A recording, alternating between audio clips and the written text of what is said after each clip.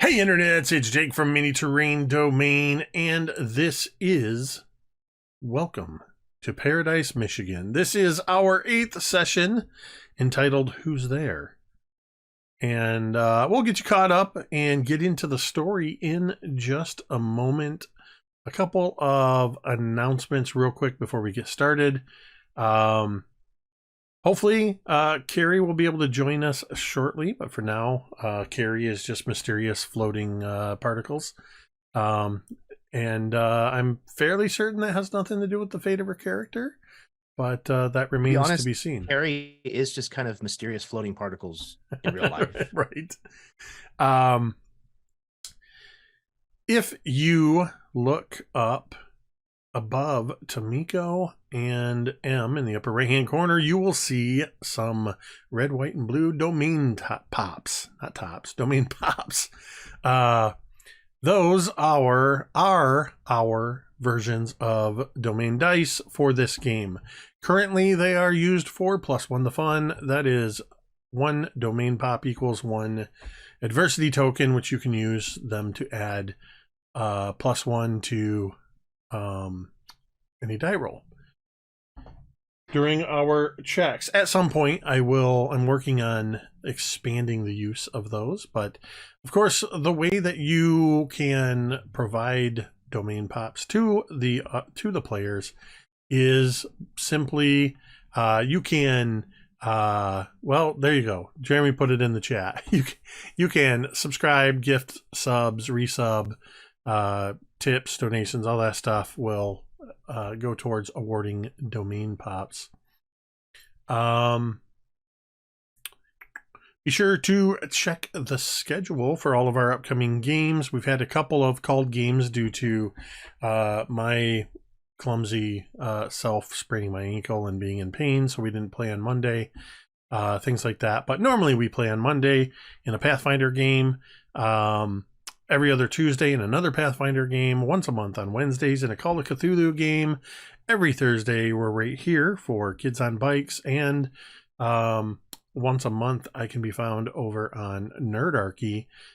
We just kicked off a new campaign over there called The Old Guard, where Ted and I get to play alongside each other. And in our first session, I got to kind of yell at Ted or chastise him. You're muted, Ted. Sorry about that. We had some serious, character RPs. That was a lot of fun. Yeah, it was. Ted, can you bump your volume at all? You're coming in really quiet. Absolutely. All right. I think that's the main announcements. Real quick before we do get into the game, one, just a reminder that we, the players of this game, have all had conversations with one another in a session 0, and we stay in communication about safety, about our lines and veils and all those kind of things. I bring this up in part because this is, for the most part, this has been, I'd say, a PG-13 game, but we do tend to get into we do tend to get into some pretty intense stuff. And there's a potential for that even tonight. So if things get a little too intense for you, please do not hesitate to mute things or head on over to one of the other games, or one of the other channels and check out whatever's there. We totally understand. Just know that myself and the players, we have safety tools in place, so if things do get intense, we can deal with that. Speaking of mental health, this is a good time to remind you that you matter. Your presence on this earth makes a difference. Whether you believe that or not, it is true. We mention this before every single game because that's how important we think it is. There are many different reasons you can be struggling with your mental health or with any other particular things, but the most important thing is that, one, you know that it is okay to not be okay. It is okay to have those struggles and things like that. But know that you do not need to struggle alone. There are options for you out there. I believe Jeremy has already put in our chat command, !help. You can do that at any time during any stream. And you will see a URL for findahelpline.com, or you can check out takethis.org's growing list of resources. Encourage you to check out those websites, bookmark them, save them for yourself, save them for a friend, and remember, you matter. With that, we're going to go ahead and get started. I can't remember if I had something I would say yet, if I figured out the transition phrase yet, but this next part is actually a little bit primarily for the players, but for the audience as well. We just wrapped up our first arc. These kids all arrived to spend the summer with their grandparents in Paradise, Michigan, in 1980 something. And they very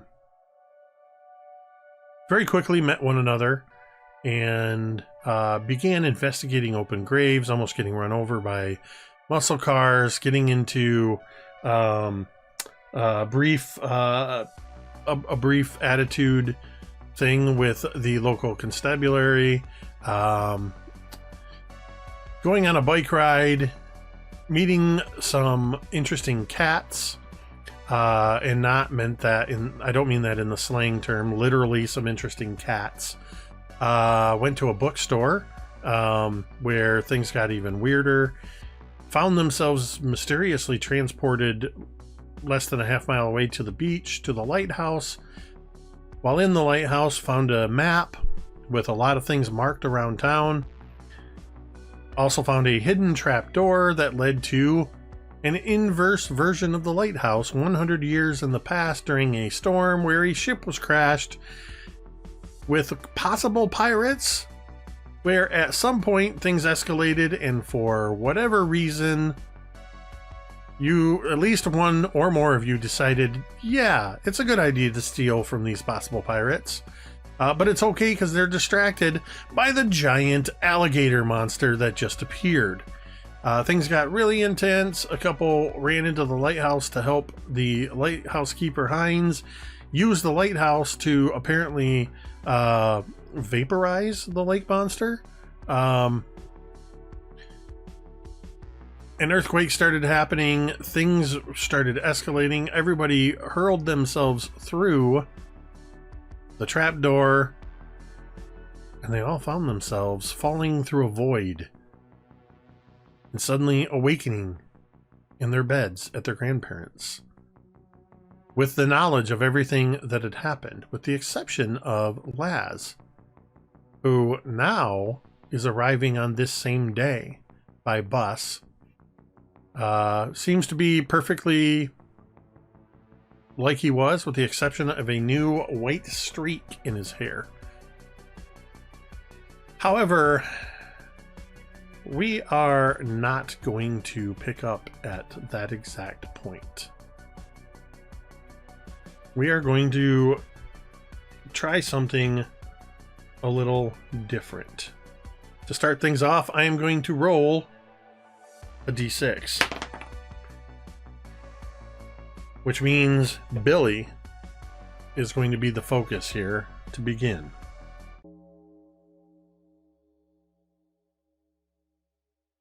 Billy. You got questions for me, I believe, right? Oh, we'll get to that. This is going to be RP. Sure. So strap in. Here we go. Billy, you see darkness. Then light. A flash of light. Then darkness. Another flash of light.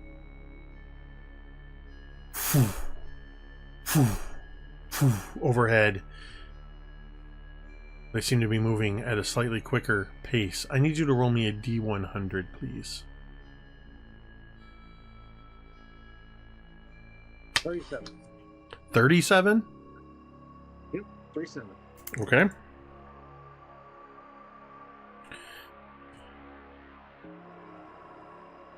Roll me a d4. 2. 2? 2. You feel, as you're moving, you feel a bit of breeze of open air wind blowing past you. As these lights are... You have no idea where you are, nor do you know how you got here. One moment before I continue. It appears as our baseball player has shown up. Did a wild carry up here? Yep, I just happened to glance over at the The non-temporary residency. Yep. I want to take care of this, otherwise Carrie will be sitting in the waiting room for a while. Maybe? It says she's joining.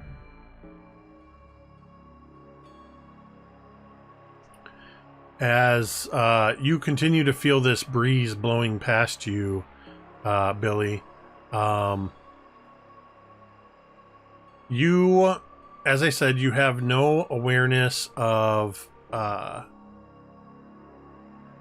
where you are or how you got there. Trying to do two things at once. I should just admit that I can't. But you do realize, Billy, that you are lying on your back. You feel a soft surface beneath you. And as you attempt to move an arm, you realize you're strapped down.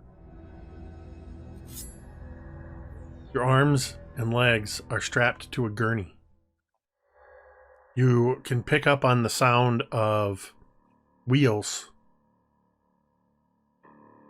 as in the slight chukung, chukung, chukung of this gurney moving over a sidewalk, cracks in tile. You're unsure what it is.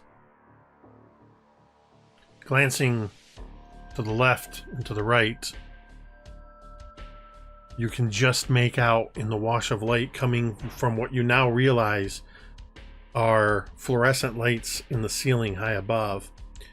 You see that you are passing by doors.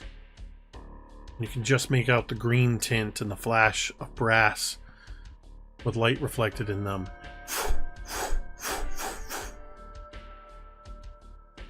After several minutes, seemingly at random... So, go ahead. so if it's several minutes, can I turn my head at all? Can I gather any information about these doors? Looking left and right, all you can see is the doors. Are they green doors? with Yes, brass they are handles, green. or With what? green doors with brass handles. That much you can tell.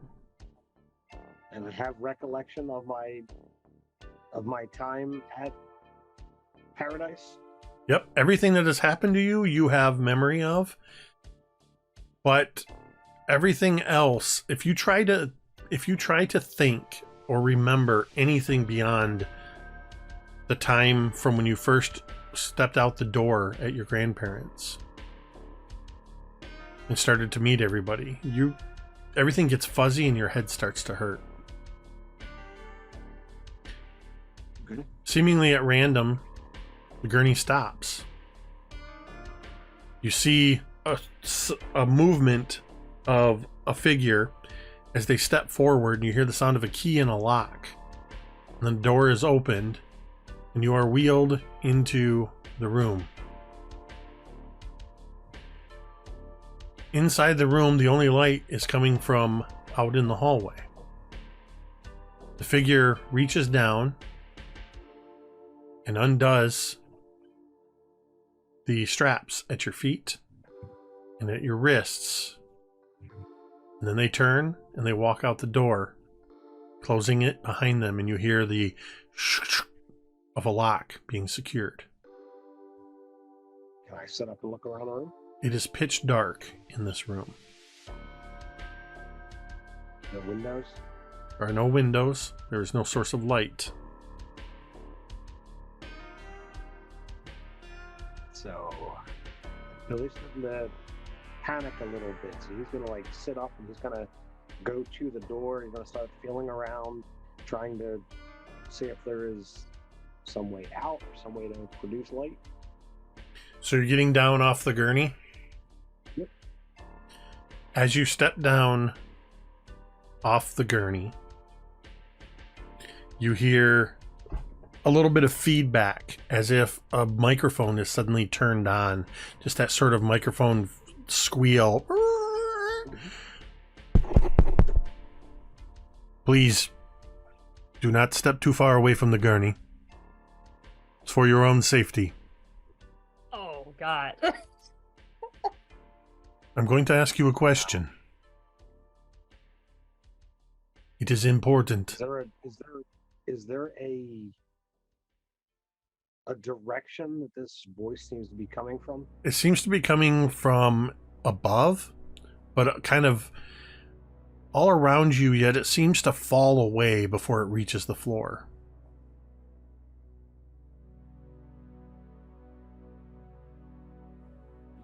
So I can fill in a little bit so that the audience knows what's going on. Everybody has been given 3 questions, and they've had a chance to look at them ahead of time.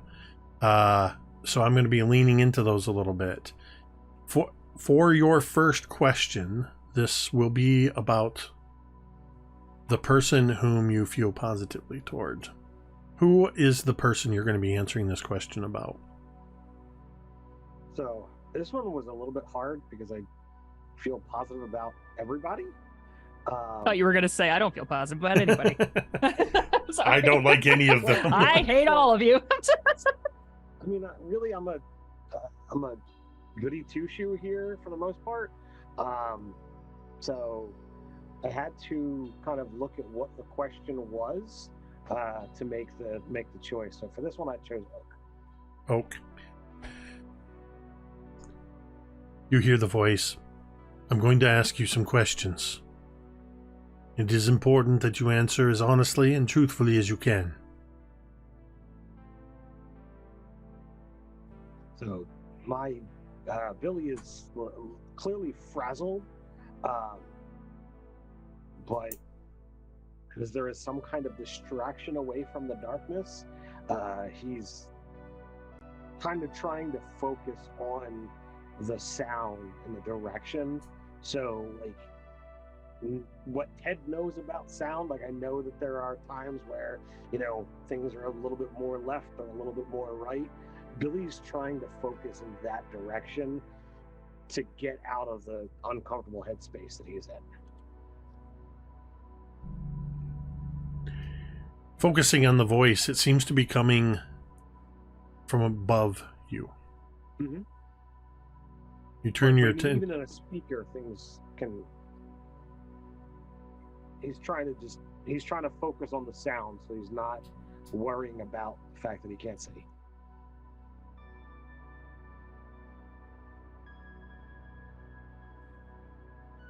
Your friend, Orson Axel Kubrick. I believe you know him as Oak. Why is it that you are so protective of him? What lengths would you go to in order to defend Oak?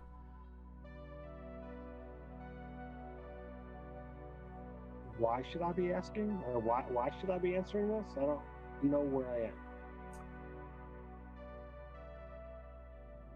I am the one asking the questions. Well, Oak is young, and clearly, with no offense, is less abled than I assume the others. Anyway, but the way I was brought up, the way I was raised, you know, I should be helpful, and with all the weird crap, and I'm gesturing here, but it's in the dark, so you can't see, but all the weird shit that we've got going on, I feel Oak would need the most protection out of all of us.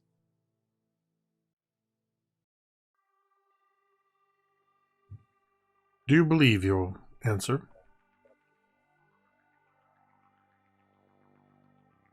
Do you believe that this is the reason that you protect Oak? Not for some other selfish reason? What selfish reason would I have? I mean, I chased a freaking alligator monster to try and save him. I mean, what other more motivation was there? Alleged.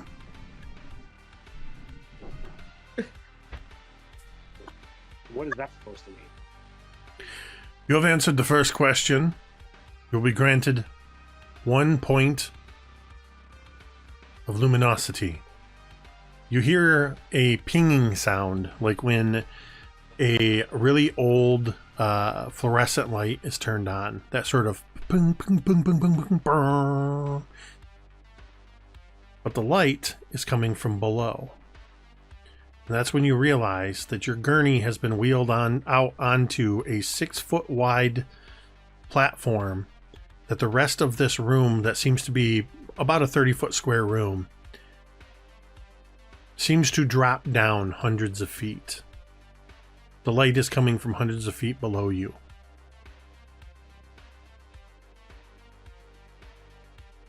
Think of it like in Tron, when in the disc game, when one of the rings gets knocked out. That's what it looks like. You are no longer in total darkness, but you are extremely high up on a very narrow platform. What games are you playing at? Again, I will ask the questions. With that, we are going to change scenes.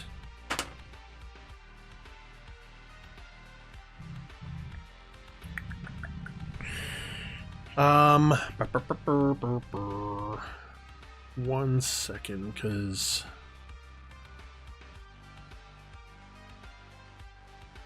this didn't load and I need to read it. While Jake is letting that thing load, feel free to check us out on teespring.com. At teespring.com, we have all kinds of tank tops, hoodies, t-shirts, and so much more. Great new designs from Mini Terrain Domain at teespring.com. Did you send me your character sheet? It's in Discord. Yeah, it's in the Discord Why am I not characters. seeing it? Oh, imagine that in the carefully labeled Discord channel. The one place I didn't see it. There we go. Clearly, Jessica, you are going to be the next person. I need you to please roll for me a D100. Okay. That is 7.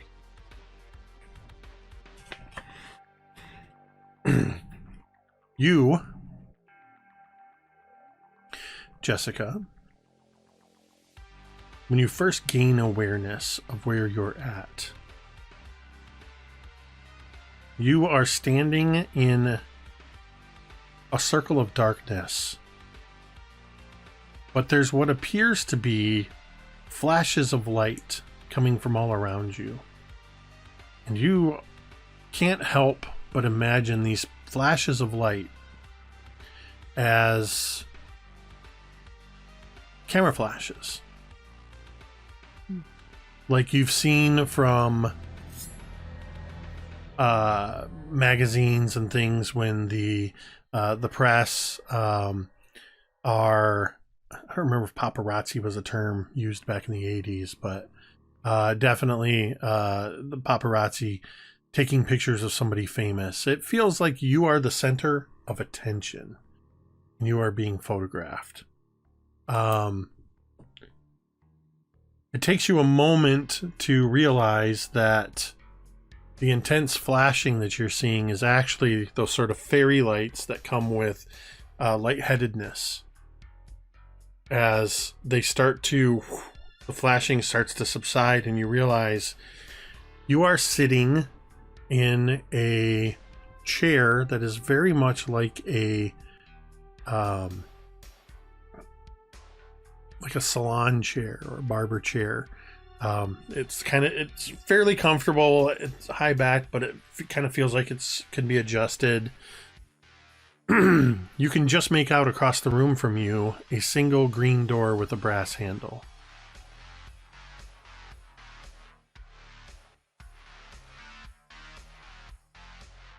You hear a voice come over an intercom. That same squeal of electronic feedback.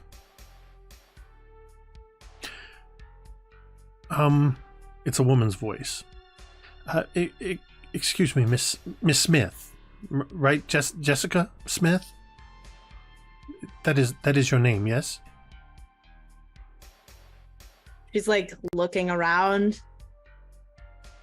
Yeah. Oh, good. I was a bit worried that I might have one of the others. Are you comfortable?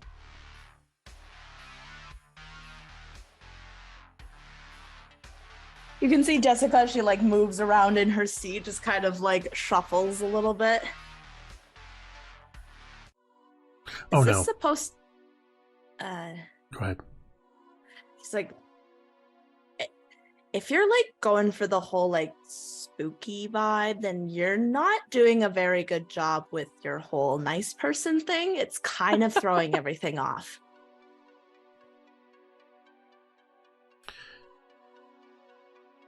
Oh, no. I can only work with what I had, which was, unfortunately, we only have these little bit of overhead lighting, and I wanted to try something a little bit different. I wanted to try to meet you on your own level. I wanted to give you a chance to feel comfortable and answer a couple questions for me. If that's all right with you. What if I say no? Do I have a choice? I'm going to be honest with you. You can say no. But the more you refuse, the more difficult it's going to be for you in the long run. Oh my god. What the fuck is happening? Jesus. That is some ominous Dark nonsense. shit. Let's start with the first question, see how you feel about it, and then we'll go from there. Em, who is the person you have chosen that you feel most positively toward? I've chosen Rosie. So, I'm going to ask you a question about one of your friends. And this is sort of a, what we call a hypothetical question. So I want you to kind of imagine what this would be like. How would it make you feel to lose Rosie? If Rosie were to be taken away from you?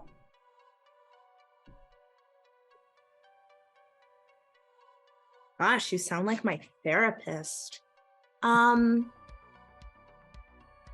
then you see her kind of pause as like that question kind of hits her a little bit as she actually imagines it and pictures it. You can see her hand kind of drop, her shoulders slump a little bit down.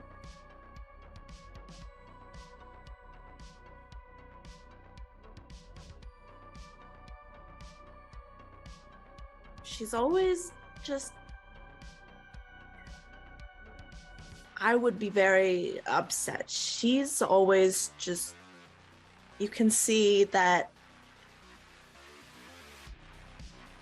she is someone who does her own thing. She doesn't care about what anyone else thinks or says. She likes what she likes. And if that happens to be baseball, whatever it is, like, it's... She likes it, and that's... It would be... I would hate to lose that. thank you for your honesty. I'm afraid I do have to press this question just a little bit further. I'm curious why you would still feel this way after what she did to you. What? On your left-hand side, there's a table. In the top drawer, you will find a hand mirror. Go ahead. She like looks over. Does she see the hand mirror? Yeah, you open up the drawer and there's a hand mirror in there. It's face down.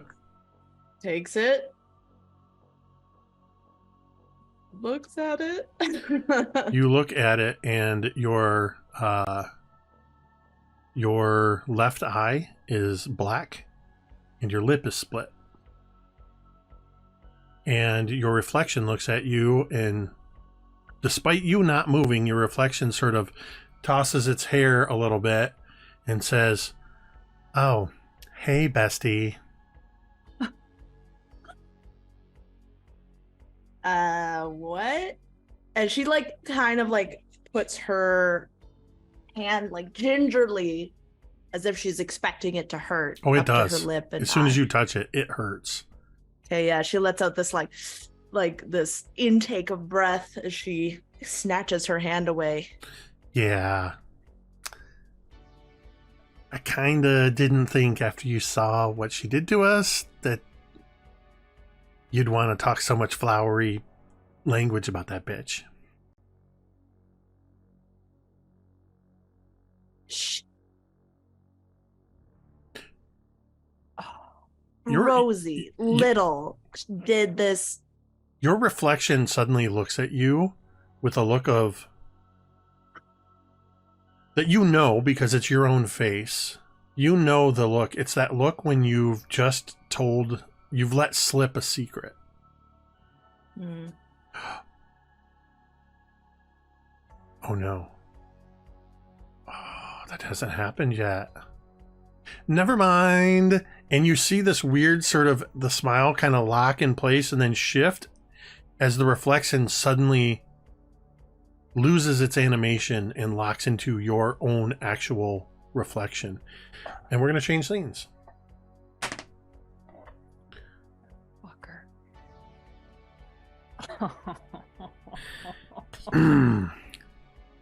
You bastard. Lass.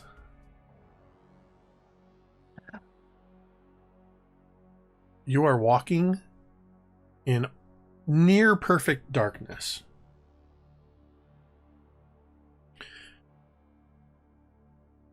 You can feel somebody with their hand in the small of your back, gently guiding you. As you're walking forward, you can feel a hardwood floor with a slight, just an ever so slight give and a hollowness, as if you're walking on a raised platform of some sort. Roll me a D100, please.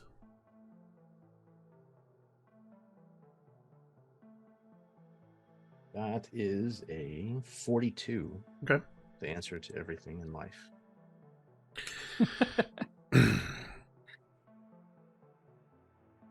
The hand pressing into the small of your back just is pressing just enough to tell you that you need to keep moving forward. This is where you gain awareness as you're already moving forward. It's like being plopped into a dream and suddenly having awareness that you're in a dream. You can hear the soft footsteps of the person walking beside you. You hear in your ear, in your right ear, right here, stop.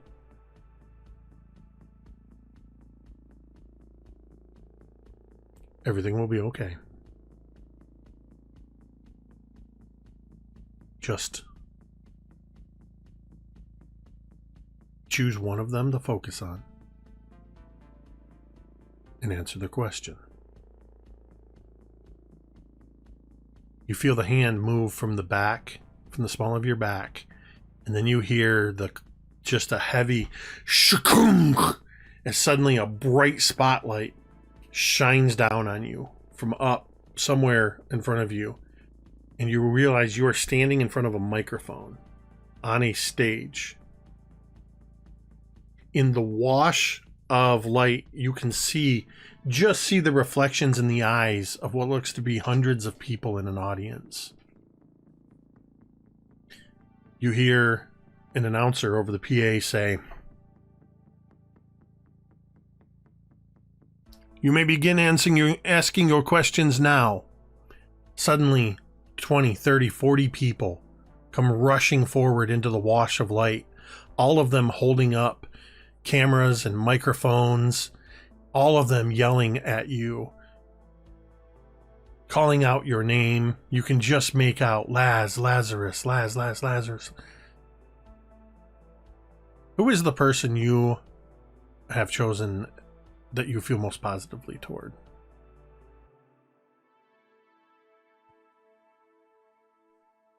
Laz has also chosen Oak.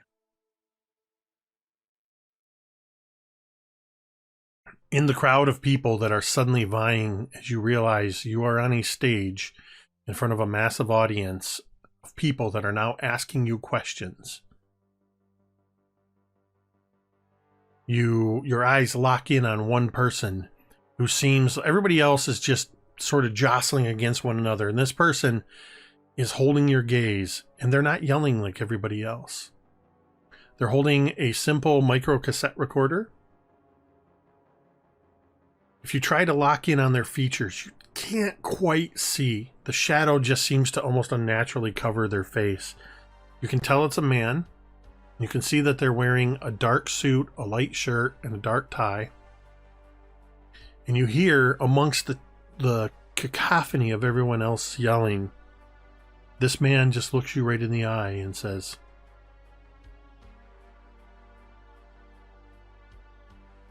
"Lazarus, can I ask you a question about Oak?" And everybody gets silent as they all start looking, and they just sort of, the hubbub dies around, and now everybody, they look at this man holding your gaze, and then you just hear the sound of dozens of tape recorders and video cameras raised up towards you, waiting for your answer. Can I ask you a question about Oak? Laz squeezes the fists that he has kind of down by the sides of his legs. You can feel the cold slickness of like the clammy sweat that's gathered there.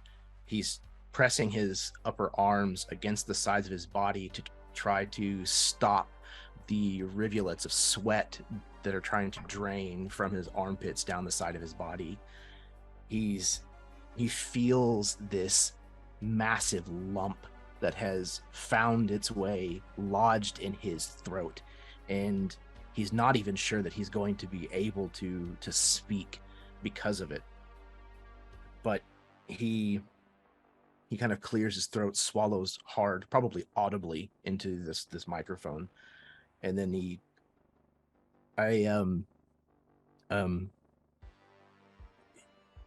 yeah, sure. Yeah.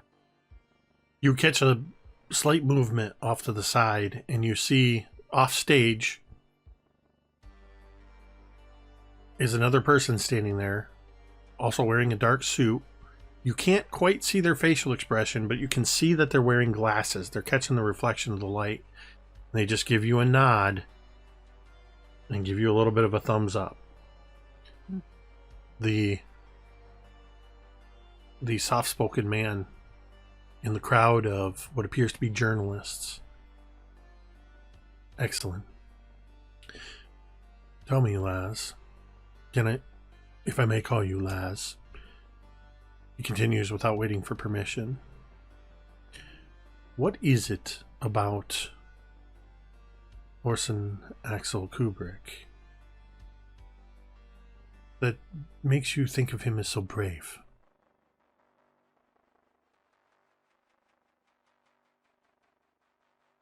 I don't know. He's he's just a fucking kid, and he's got balls though. He's not afraid, to run into a situation that's dangerous, and he cares,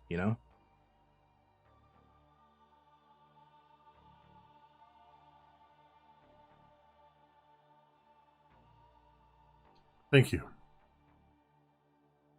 Cameras begin flashing, blinding you with the camera flashes, and immediately the crowd begins yelling. But we are going to shift scenes.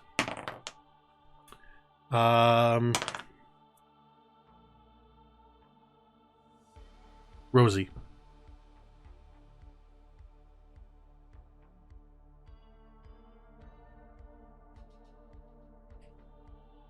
You gain awareness.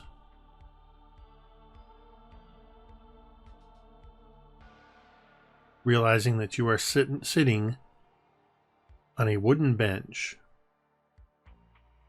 in a very dark place. There is some light coming, but it seems to be coming from above and behind you, but you're in some sort of a shelter that seems to be blocking that light. I need you to roll a D100, please. Okay. Oh, God, we need dice for this game. I almost forgot. Sorry. You came in hot. I'll forgive you. Sure did. Thanks. That's a 97.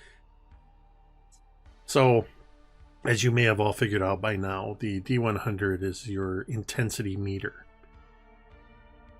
So far, you've all rolled really low on your intensities, including Jessica, who rolled a 7. Oh, You have just rolled a 90 what? 7. That's an A. So, well, think of this D100 scale as closer to Call of Cthulhu in terms of what's good and what's bad. Shit. Okay. All right. Rosie, you feel an incredibly intense... Let me ask you this question real quick. Is Rosie right-handed or left-handed? She's right-handed.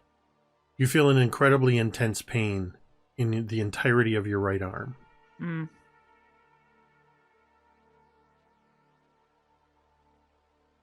You hear... I feel like most people can relate to this. You know that feeling when you wake up in the middle of the night and a loud sound has awoken you, but you don't know what it was? There's the specter of the sound that remains, as if the last faint traces of it reverberating in the room or possibly in your head or your dream, you're not sure. You hear that now. It's the sound of a sudden and sharp cracking sound. You feel an intense pain in your right arm. I guess, does it feel like I've been like hit, or is it like burning, or what's the pain? Like, what is it? Let me ask you this. Has Rosie ever broken a bone? Oh, yeah. It feels worse than every bone you've ever broken before. And it feels like something just broke your arm in multiple places. Okay. So Rosie is like almost like sick to her stomach. This hurts so much. And she's like almost like she's like holding it, and she's like swearing profusely, as you might imagine. And she's crying, and she's like she is getting away from whatever she feels like has done this. But she's just like curled around it and holding it, and like as you looking turn around frantically. As you turn, trying to get away, you realize that you see in front of you, where some of the light is spilling, you see a chain link fence, like right in front of you. And as you sort of turn to the right, you immediately bump up against chain link fence. And to your left, like, I mean, you barely move. You are boxed into about a 3-foot square area of chain link fence, except behind you is the wooden bench you were sitting on. You are in a dugout if it were fully enclosed with fence, but very tightly around you. There is nowhere to turn to get away from this. Man. As you do So, move, yeah. you feel something beneath your feet. You step on something hard. Uh-huh. Is it my bat? Please tell me it's my bat. It's what's left of your bat. Your bat is in splinters at your feet. Oh. I imagine at this point Rosie kind of like is right up against this wall, and she just sort of like crouches down and picks up her bat, and again this feeling is so intense she feels like she's going to be sick, and she just sort of like stays down there and is holding like the broken handle of her bat. She's ready to stab. Like, this is terrifying, and she's not feeling good about it. As you bend down to pick up this piece of broken bat, there is a sudden, something slams up against the chain link fence hard, and suddenly there's a man there yelling at you, "Stand up! Stand up now! Don't you I even do. think about crying."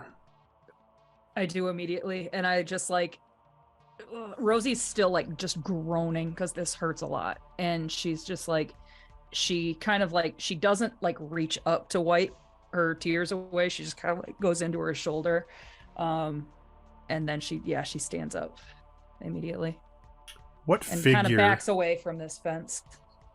what person in Rosie's past would this person be evocative of? Not necessarily that it's this exact person, but who would Rosie immediately think of? There is a baseball coach. He coaches at Reed City High School, where Rosie is going to be going in the fall. And he has been a little league coach. And for whatever reason, just kind of like has it out for Rosie, it seems like, as best as she can understand it. You know, she's just a kid. But has always sort of been harder on Rosie than the others, and specifically, it seems probably harder on her than he is on the boys, because there's only probably at this point just Rosie is the only girl on the team, and it's kind of weird. As this man is yelling at you, his features are distorted, just slightly, not exaggeratedly. Everything about his features is almost like a slight caricature. His mouth is just a little too big. His eyes are a little too red. His teeth a little too pointed. Mm-hmm. He puts long, spindly, calloused fingers into the chain link fence, pressing his face against it close enough that as he yells at you, you can feel his hot breath. You can smell the stale tobacco and beer, and even feel the spittle as he's yelling at you. "I will break your other arm if you don't answer my questions." And Rosie's trying really, really hard to like stand up straight, but again, this is so like, her arm hurts so much, and she's really, really scared. There's no two ways about it. Like, this is, he's yelled at her before, but this is obviously very much like him. Like, this is a caricature of him. It's more intense. Who is the person you have chosen to feel positively toward? And I imagine this positive person from your recent past of this group of people is sort of what comes to mind almost as a anchor in this trauma that's happening. Who is it?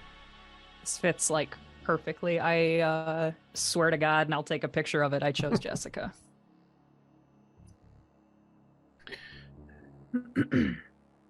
And yeah, I kind of that Jessica You is think the about anchor right now. as Jessica comes to your mind, you see a look change on Coach's face. "Huh, it figures. You bitches always stick together. What is it? What is it about that Jessica girl that makes you so drawn to her? She couldn't be any more different than you." Well, Don't stutter, I mean- don't stammer, answer the question. she's nice to me. Most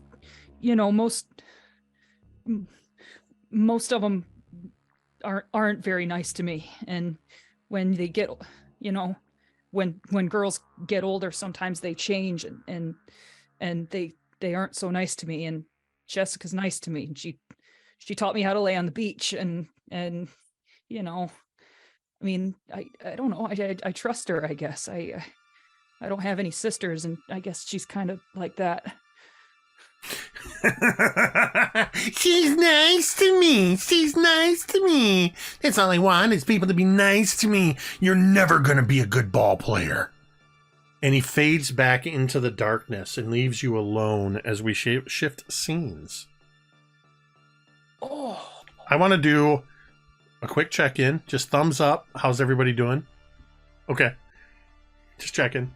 Oh my God. This is going to be an even odds since we've only got 2 people left.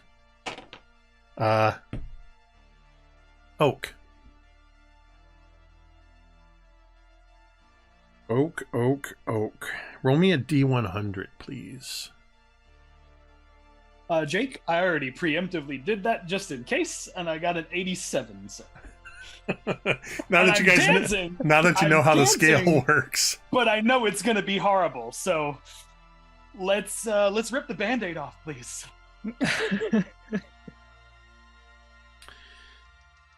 Oak.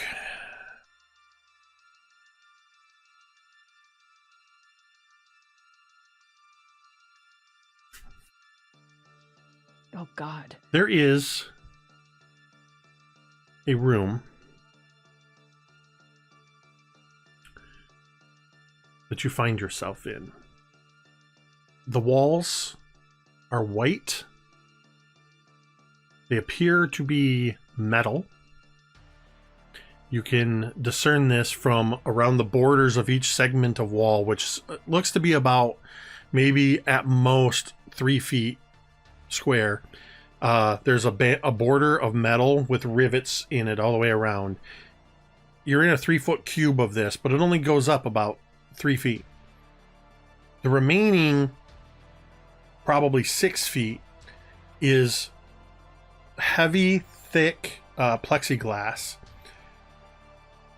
Immediately on the other side of it is that sort of flattened diamond-shaped, like a mesh fence, I guess, kind of like you'd see on a gate around like machinery or something like that. It's thick enough that it provides extra protection from within or from without. You're unable to discern yet, but also enough that you can see through to the other side. Seeing through onto the other side of this very small room, that you are sitting on a stool uncomfortably. You are perched on a very high bar stool in this room that you're not quite sure how you even climbed up on this stool as you start to gain this awareness. But looking through this window into the other side, you see that there is a table.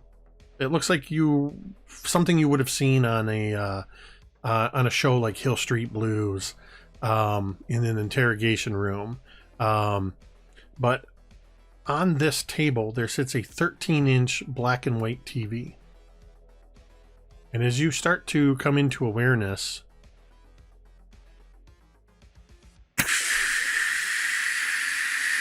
the TV comes on to static.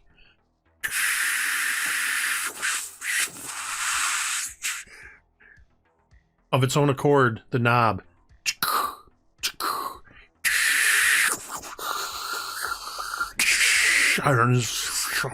you're catching scrambled bits of noise and conversation. Suddenly, the static goes, and you see a high view, like a security camera, looking down at that very interrogation table. And seated at that interrogation table, you see yourself.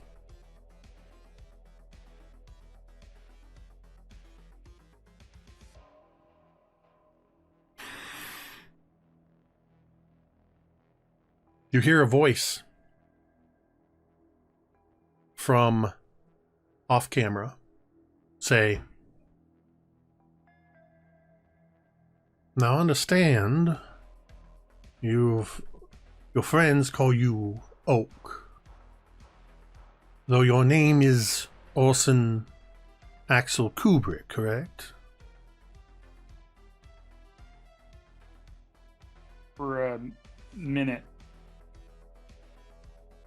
I think to just get perspective, I think that the oak that is in the box is watching the TV. Mm-hmm. The oak that is in the TV, I believe, is the one responding, or am I the one hearing this? I want you. I want to make sure that I'm getting perspective right before I answer this. You in the box feel compelled to answer the question. Okay, I feel compelled to answer the question. Okay.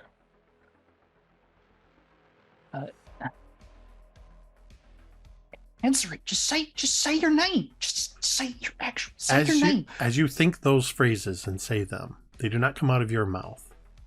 They come out of the version of you on the TV, who turns to his side and starts saying these things. Interesting. Okay. Make a note of that.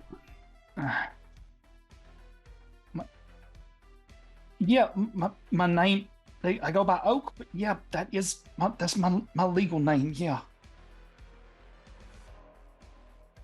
Very well. Now, I do apologize for the rather Spartan accommodations here, but I hope you will indulge me in answering a few simple questions. The more truthful you are with me, and more importantly yourself, the quicker this will go, and the better the results will be for, well, everyone involved. Now, who is it that you have chosen to be your positive, that you feel most positively toward? So, Jake, I have chosen Rosie, actually, to be my most positive currently in our scenario. Now I understand, Oak. You hear the sound of somebody, it sounds like somebody flipping through pages on a clipboard. A few pages being ruffled. I understand you've grown rather fond of the tomboy, Rosie. Tell me, Oak, what aspect of Rosie and her personality, why do you look at Rosie and see something you want to be? What aspect of it is, of her personality, is it that you would try to model for yourself? You see that he's so uncomfortable in this moment. Like, I think like the heat of the lights, all that kind of stuff, like, is just uncomfortable. But he answers truthfully, and well, I mean, like, she's brave. She is. She's always stood up for me the whole time we've been here, and like, I don't know. Listen, I got two sisters. Okay, I got an older sister, and I got a younger sister, and I don't know. I feel like Rosie and Jessica, they kind of both remind me of Bree. That's my older sister. She's always taking care of me, and Rosie and Jessica, they're both taking care of me, and they haven't stopped. So I don't know. I look at Rosie, and I see somebody who's brave,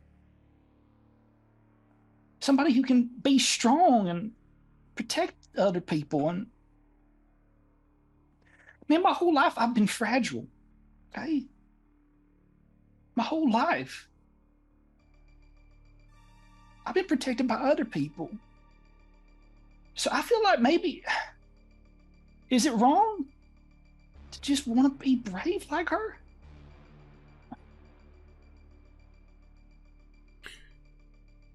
This whole time you've been answering, you've been thinking this from within your cage, your box, but it's the version of you that's on the videotape that's answering.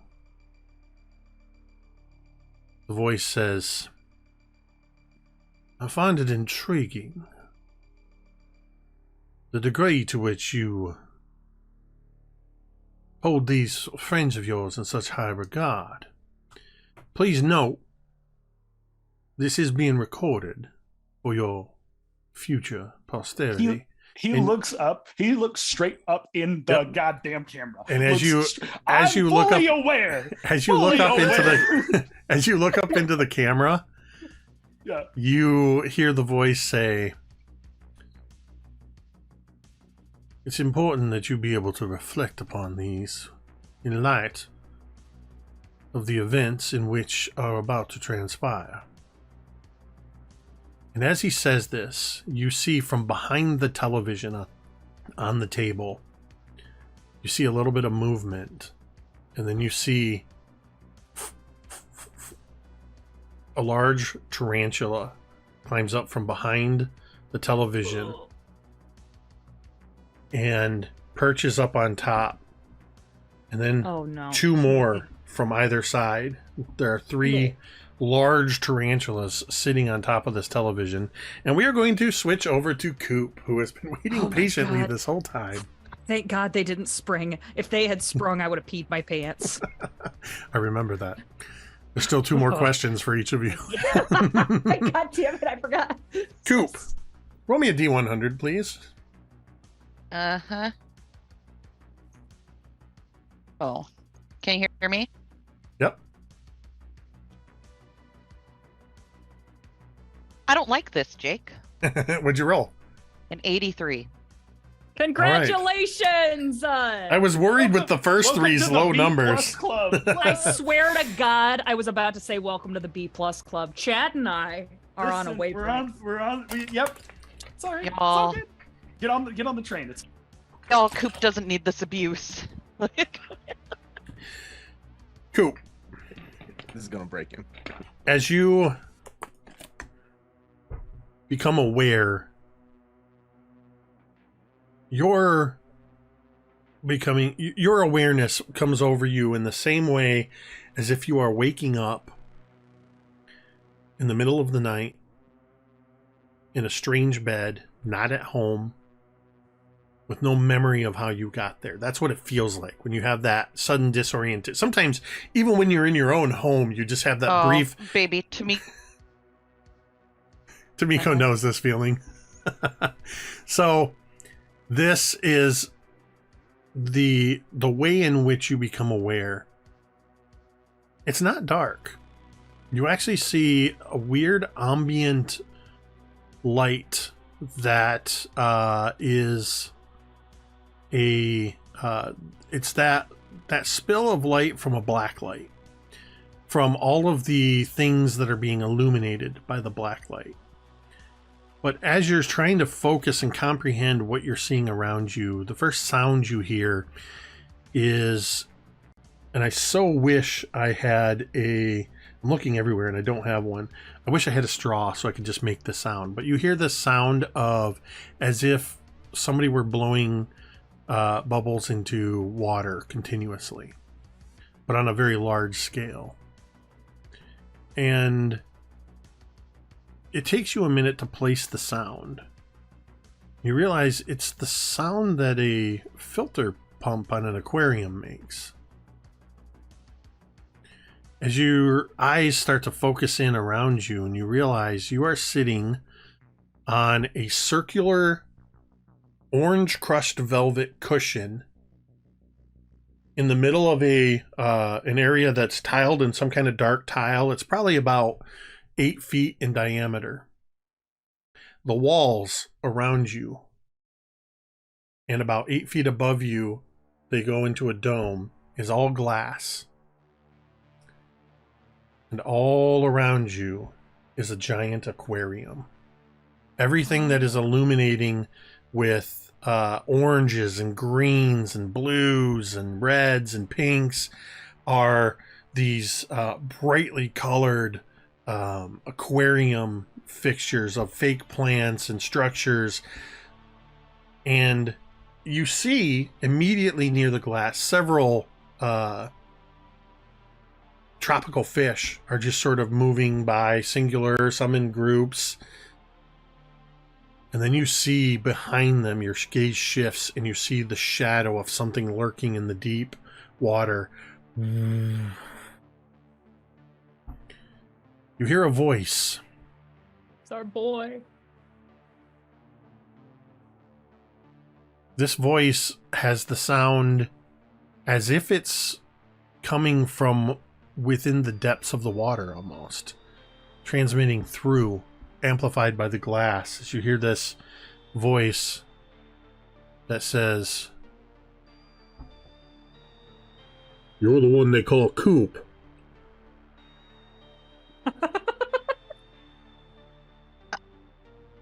Yeah? Who's that?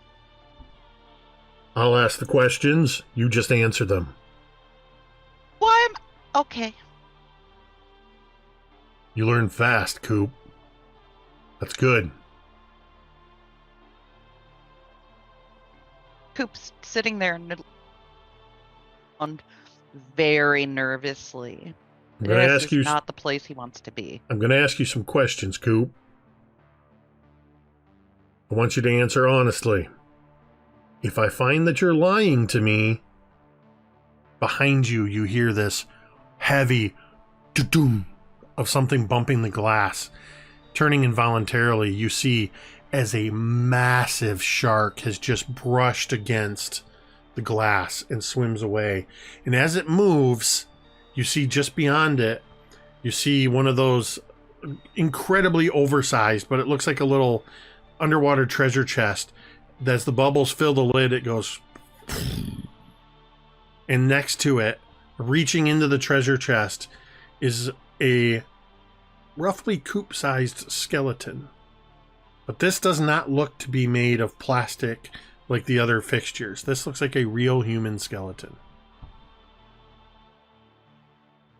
But is the skeleton intact? That didn't have anything to do with his demise. And then you notice a Coop arm's missing. Damn it! Who is it that you've chosen to think positively about? Cannot hear you. Oh, there we go. Thanks for asking, Jake. I have gone with fan favorite Rosie. Oh my god! I never won any popularity contests in school. This is making up for everything. I thought about so many people had picked Rosie, but so you can stop right there. I'm just kidding. All right, we're Love gonna you. do our best because you are dropping every like fourth word. Do you want me to move to my phone? I'll move to my phone. You're good. We're gonna take That's a break actually shortly. perfect So now. yeah, it's actually perfect. So Coop, for whatever reason, the Rosie girl, the one that always carries that baseball bat around. Oh, she did. What is it? No, seriously. Just tell me, what is it about Rosie that... Why are you always happy around Rosie? Because she's a girl, but she's not mean, like girl mean. You know how like girls are mean to me You mean like anyways? Jessica? I mean, it's pretty much all girls. They're mean to me. And she's big and tough. Not Jessica, Rosie is big and tough. And she carries her bat around and she says swears and she protects me. And Interesting. and she's, you know, she's I don't mind the fact that she seems to like baseball a lot. Because I mean, it makes sense. It is America's pastime. but I don't know that much about it, and I just hope she does really well and scores a lot of goals.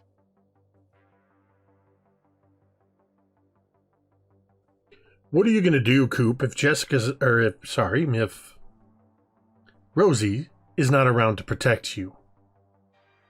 Like, now. And you hear behind you as that shark crashes into the glass, and where it hits the glass, you see... And you see a little bit of water beginning to drip down from the crack. And that's where we're going to take our break. Oh no! You suck, Jake. We'll be back in about 10 minutes.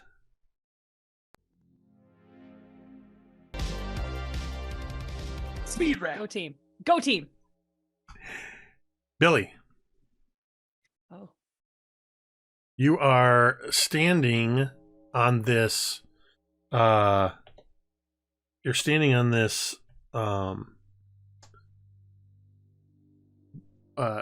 runway peninsula, whatever you want to call it, next to this gurney, very clearly very high up, with the only illumination coming from below. And you hear the voice again.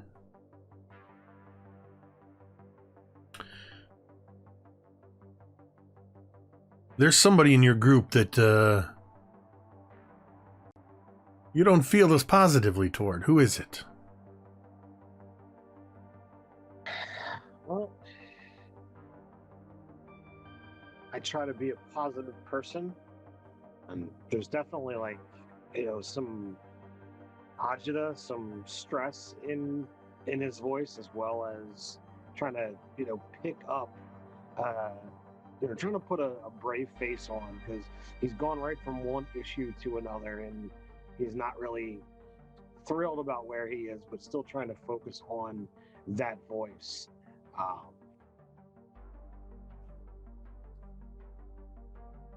So I would say that the person in the group that I feel the least connected with would be Jessica. That Interesting. was a great music cue. I'm sorry. Oh. Interesting. For as much time as the two of you spend together, I would have thought otherwise. Or maybe that's the reason. Let's say Jessica did something to really screw you over. Which, between you and I, does not seem that far-fetched.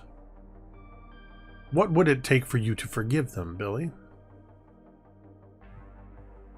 Well, depends upon what it was that Jessica did. I'm generally a live and let live kind of guy. Honestly, I feel most of the issue I have with her all stems from some issue that she had where, and I know you're not gonna believe this, or you're gonna throw out that term allegedly again, but when we were in the bookstore, and well, I wasn't really in the pilot seat, shall I say.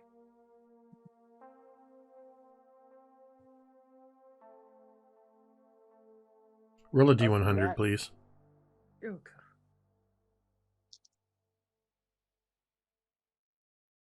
59. I'm going to be honest with you, Billy. I think that's a shitty answer. Why is that? You dodged the question, and you tried to push it off on the bookshop ladies. The witches. Go ahead, say it. Alleged witches. I'll give you a little more detail. Your life is on the line. It's you or Jessica, and Jessica sells you out. Somehow you survive. What would it take for you to forgive her?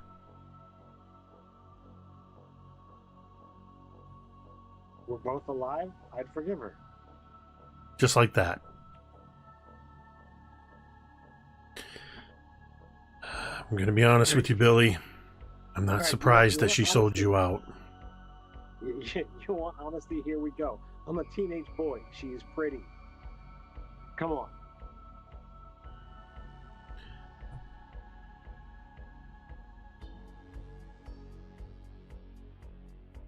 You are left in silence.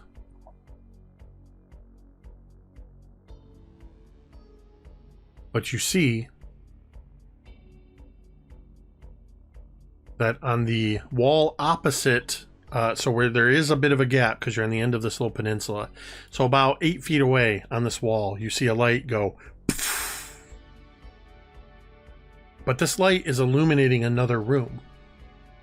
In this room, you see a salon-type chair, and you see Jessica sitting in that chair. The camera moves away from Billy towards the glass and just sort of through the glass. And we are now in the room with Jessica. Sounds awesome. Still holding the mirror, Jessica. But your reflection is no longer animated. You hear the voice of the woman say, I still have a couple more questions for you. Just let me know if if this is getting to be too much for you. Can I ask a question? I mean, not really supposed to let you ask questions, but maybe just one. Like, where am I? I'm going to be honest with you. It's going to take way more time than we have for me to answer that question. And it's more than where. Roll me a D100. Oh no. Oh god, I'm so scared. 48. Okay. To really answer that question, you have to actually ask a couple more. And she's saying this, you hear,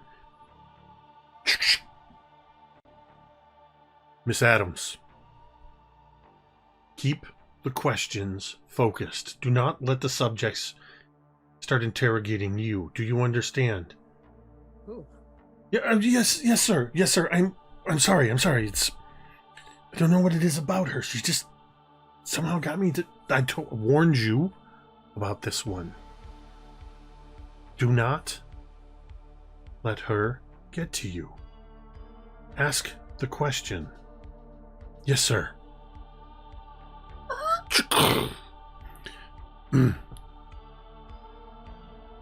Miss Smith, Jessica, I need you to answer this next question. Sorry, Jessica got a name, right? Like he said her. Miss Adams. Okay. You have started. Well, maybe started. You have negative feelings towards one of your group of friends. Who is it? It's Billy. Miss Adams, he sounds like a dick. Are you okay? Do you want to talk about it? Because I'm here. Jessica Smith. Billy.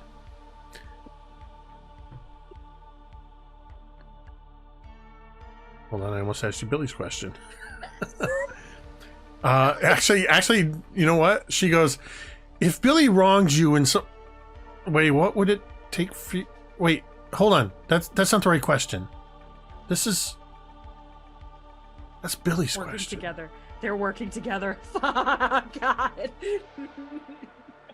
Jessica, What would you do to intentionally annoy Billy?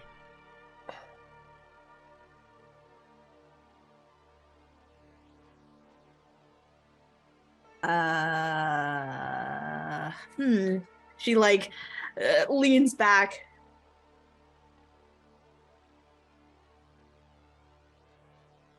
I don't know. Maybe try and like show him that he's not the goody two shoes scout that he thinks he is. I think he'd be pretty annoyed with that. Kind of sitting loosely at your side, you're still holding the mirror and you catch your reflection shift a little bit. Oh my God. I thought you were better than this. Make him think he's a bad scout? He tried to kill me, if you don't remember. And your retaliation is to make him think, oh no, I might not make Weebelo. Yeah, that would destroy him. That's like emotionally damaging. I think that equals out being physically hurt. Oh.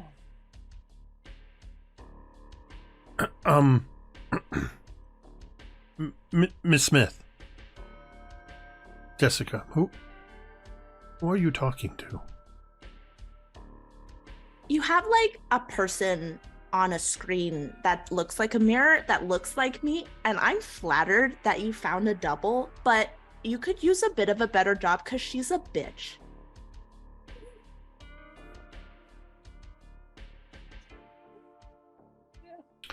You hear the sound of a pen furiously scribbling on paper. And then you hear one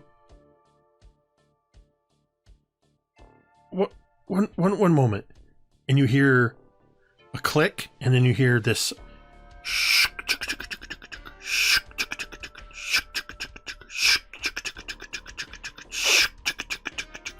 you hear the sound of what you would all know as a rotary dial phone. As then you hear no, I know I'm not supposed to call, but this is, she's claiming that she can see some, oh shit, I left it, and then the microphone cuts off. And we are going to shift to Laz. Laz, you are still standing on this stage, surrounded by these people intensely taking photographs and video and asking you, shouting questions and questions. Roll me a D100, please. I pre-gamed that shit and I got a 16. Okay. Yes. As the cameras are clicking and the questions are coming furiously, and I picture this as happening, we see these intense shots of the flashes and quick cuts to, with every flash, quick cuts to Laz sweating and clenching fists and looking terrified, and a quick glance over and you see that figure on the sidelines, and this time they give you 2 thumbs up. And you hear that voice, that calm voice, say, Lazarus, don't worry about the rest of them. Just focus on me. And you hear that voice that was asking you the question, and it seems almost immediately as if some of the flashes disappear. The intensity of questions and the sound seems to drown out, and in fact, they almost appear blurry. As if in the background of a photograph where this one individual is the focus of that photograph. Yes. Pay only attention to me. The others are of no consequence.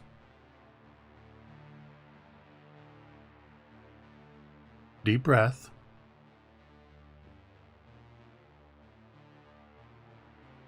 Now, I understand you've been harboring some negative feelings towards one of your friends. Who is it?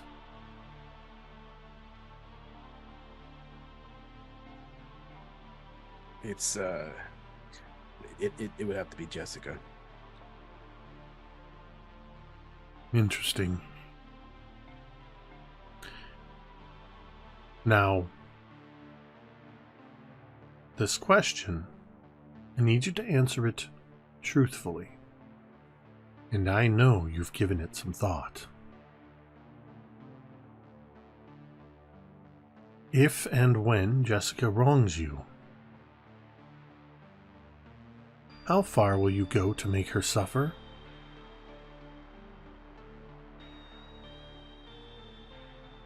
Well, I don't know about wanting her to suffer. I mean, she's, like a snob and all, but I mean, she hadn't done anything wrong to me. I mean, not really. She said, ooh. Yet. She looked at me, but... It's a hypothetical.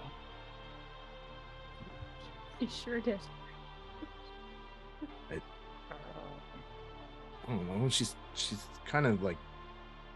She's really, like, shallow and shit and, like, into her appearance. So, like, maybe, like, dump her makeup in the toilet? I don't know. Lazarus, the words that are coming out of your mouth are passing through a very strong filter between what you're thinking and what you're saying. I know you've given this some thought. How will you make Jessica suffer? He's, like, visibly uncomfortable by this question. I don't know. Like, why does she have to suffer? Like, doesn't that happen enough?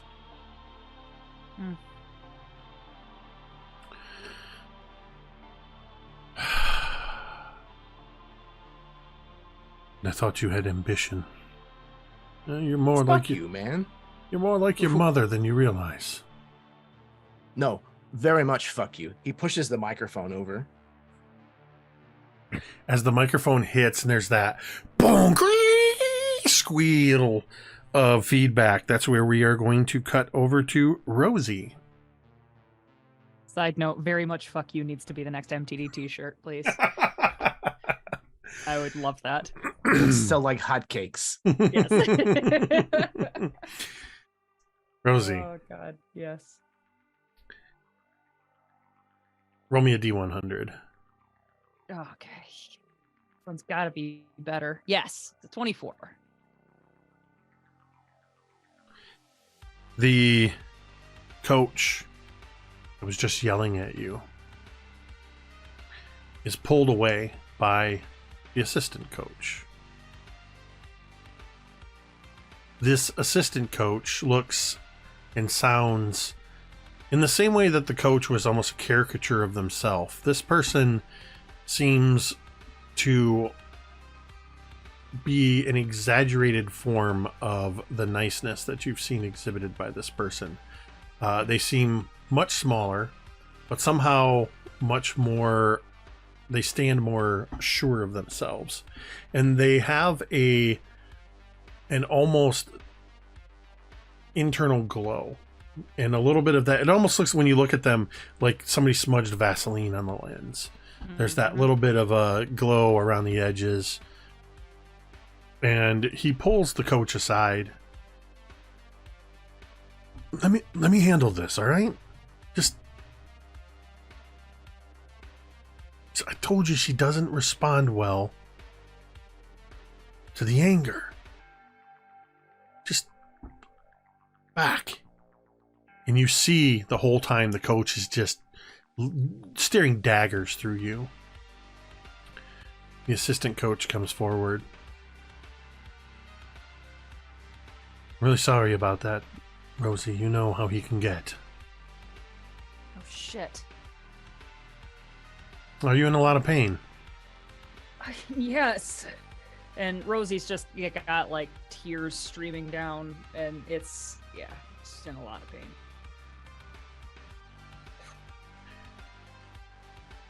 You just need to answer a couple more questions and this will be over. Remember to be honest.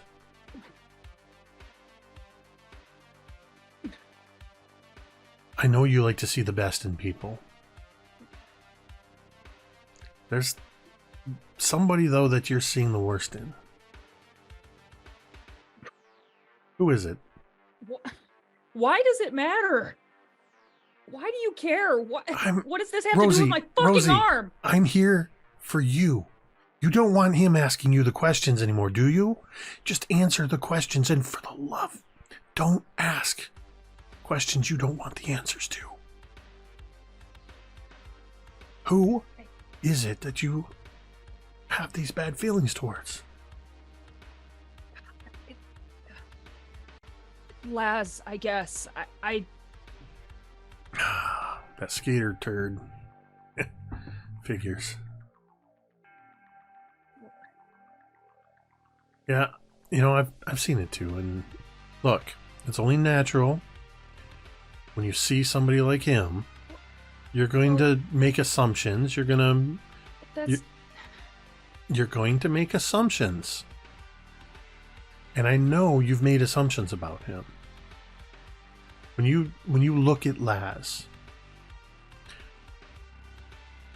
what is the most dishonest thing you think he's capable of doing?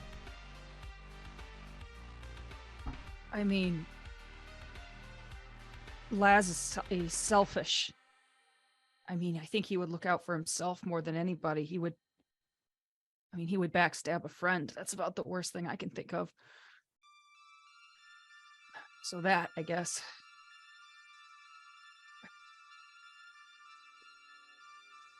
Do you think he'd literally backstab one of you? If it came down to it, life or death?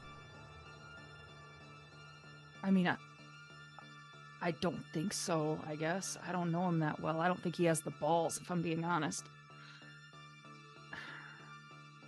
Look again. And Rosie looks confused. An extra light that wasn't previously illuminated, one of the stadium lights lights up, and you see the coach kind of standing in the illumination, hunched over. And as he turns around, you still see the coach, but he's wearing that Star Wars shirt, the baggy shirt around his waist, the jeans, the Vans. He's got the mop of hair.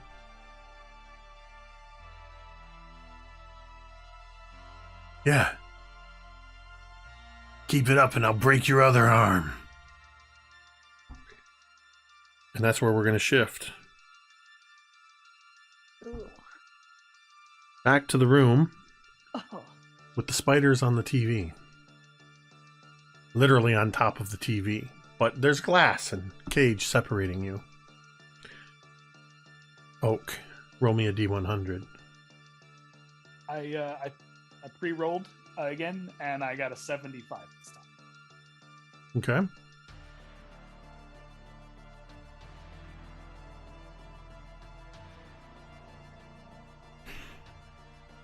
Now, on the TV, you hear this voice once again.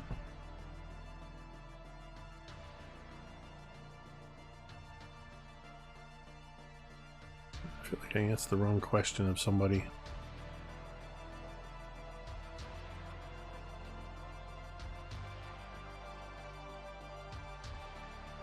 Oh no, I see.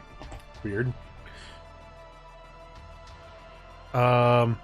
Someone wants you to ask a different question. No. I went to great lengths to ensure that we did not duplicate questions.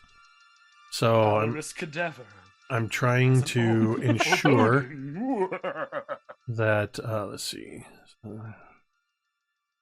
All right, well, if we ask a duplicate question, so be it. The voice on the television off camera says to the television version of you,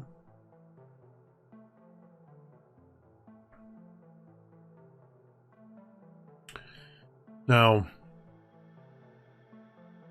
Oak, I'm going to need you to focus. I know that things are getting a little intense, but I'm going to need you So focus in. Don't pay any attention to anything you might see that might upset you.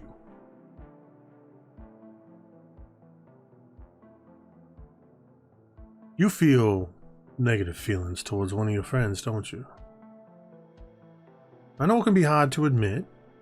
We don't like to feel that way towards the people we view as our friends, do we? Yet those feelings are there.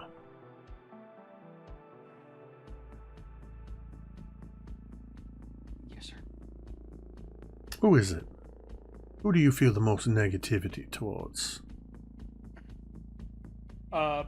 Oak on the glass side of things is looking at the eight-legged hairy boys and is watching them. Arachnid boys. Arachnid boys. Eight-legged hairy boys. The only way that I will envision them for my mental sanity. But he watches as they begin to crawl forward a little bit on the screen. But nevertheless, he's going to answer the question. You see him take a deep breath and then answer the question.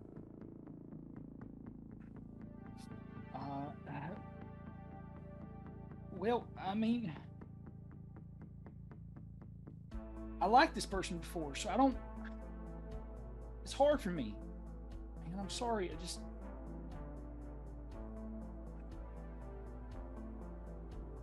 it's Laz.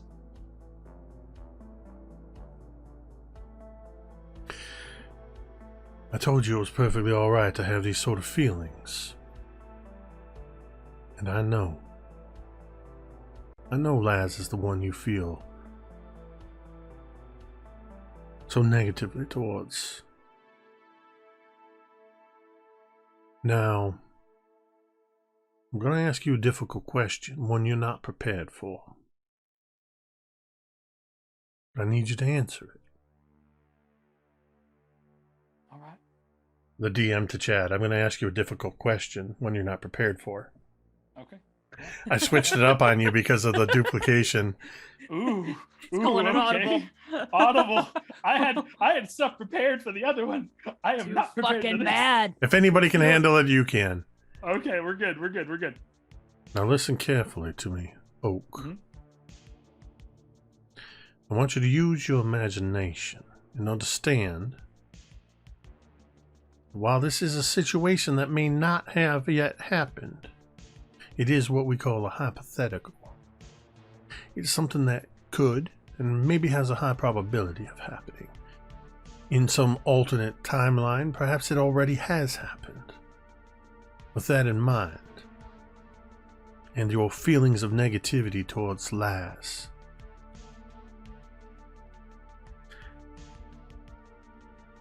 how do you imagine that if you were to find yourself in a situation where you confided in Laz, perhaps with a deep secret, perhaps with something of import, how is it that Laz could betray you?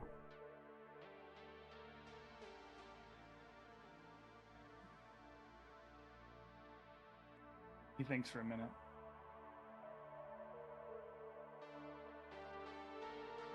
He starts off by answering as truthfully as he can. He says, "Look, man, when I got here, Laz was cool, man.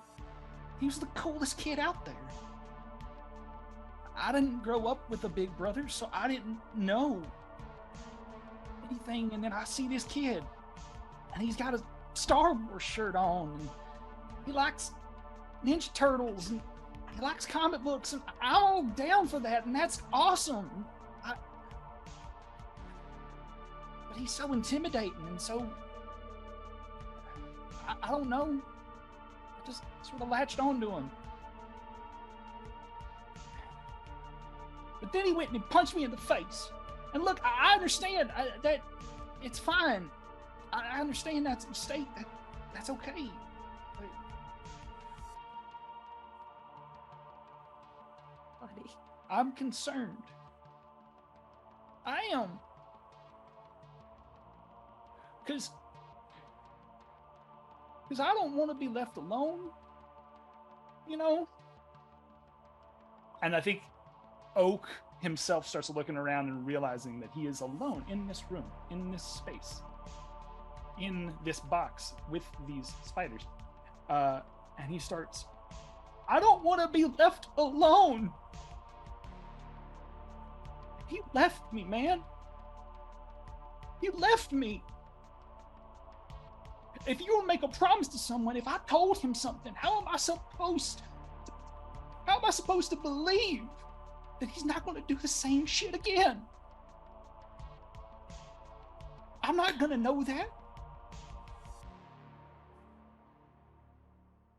You need to understand that it is sometimes from these acts of great betrayal that we are given our most formative lessons. We learn from those things that happen. You realize this voice, Oak, is coming from just behind you, inside the cage. Oh. And I can assure you, 3x3? Oh, I can assure you we will never be left alone. We're going to shift scenes. Oh. Oh. Tamiko, go ahead and roll me that D100. Coop. Oh, my pre-roll 53. The glass is cracked. Water is dripping. There is now a thin, maybe a quarter inch of water on the floor, but the crack doesn't seem to be growing anymore. You haven't seen the shark for a few minutes. Wait, can you hear me? There we go. Coop tucks his feet up underneath him on the ottoman he's sitting. The orange thing.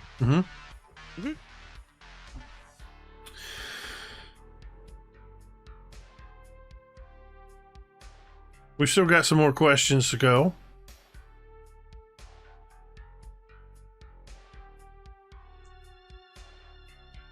It's been so many questions, I've completely forgotten what the voice of the interrogator was for you.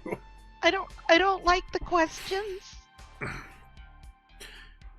Jake, I believe the voice of the interrogator was underwater. Oh yes, that's right. Thank you. Yeah. Thank you. I could not remember. I'm doing so many different. No, you're doing great. Why couldn't they all be the same interrogator? He's in 3 different We have rooms just at a few once. more questions. I need you to continue to answer them honestly. I know you don't like it. Sometimes it is under duress that we will answer questions most truthfully. Focus. Don't think about the fact that that crack might be growing. More water might leak in. And you're sealed inside the interior of the dome. Almost like a donut. Don't think about that. Instead, focus on the person of this group of friends that you've surrounded yourself with. The one that you feel the most negatively towards. Who is it? I mean, it's so hard to choose because everybody's got some kind of type attached to them. There's a brain, an athlete, a princess, a criminal, and then there's just Coop.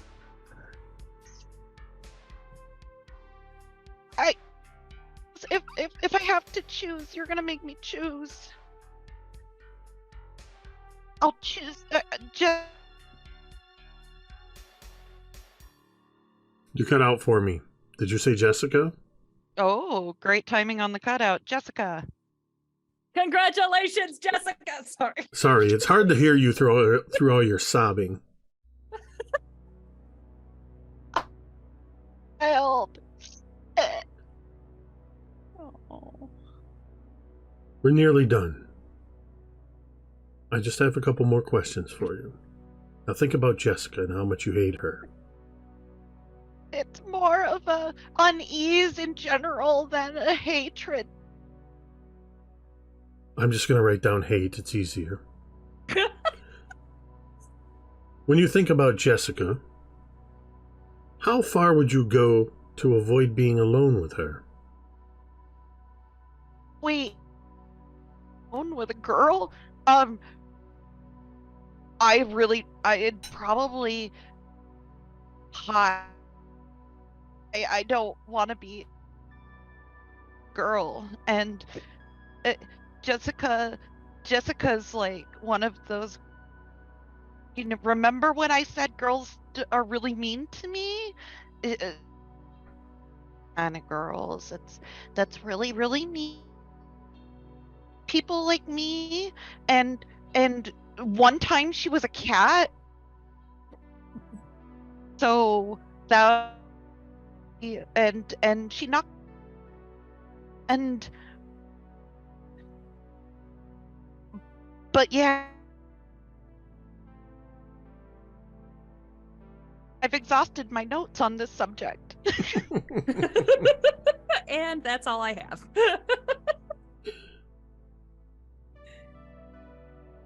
So the primary reason you don't like Jessica is she's a girl and She's a fashion mean. girl.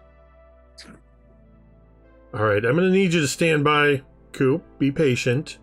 The water level shouldn't rise too much. I need to get a tech in here to fix your microphone because something's going on and I keep missing every few words.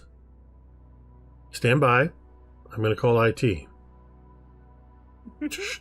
That is fucking incredible, Jake. Just gotta roll with it. What's this broken on the floor? Oh, hey, it's the fourth wall. Right. That's what the shark broke. It was the fourth wall. Yeah, sorry, y'all. No, Okay, dude. do not No, apologize. It's not your fault. Do not No, apologize. it's out of your control. Shit Believe me, I've had tech issues galore. The sentiment came through. Don't you worry. Wow. Awesome. We go back to Billy, where you see through the glass, you can see Jessica occasionally looking into a hand mirror. Seems to be talking to somebody, but you can't hear anything. And she seems kind of irritated. It's something like I can get through the door. Like, am I able to move that direction? There's a 8-foot gap between the end of the strip you're on and the wall, and it's hundreds of feet down. But if you look the other direction, there is a door. A green door with a brass handle. I will move towards the door then. Billy, before you think about leaving, I have one more question for you. Sure.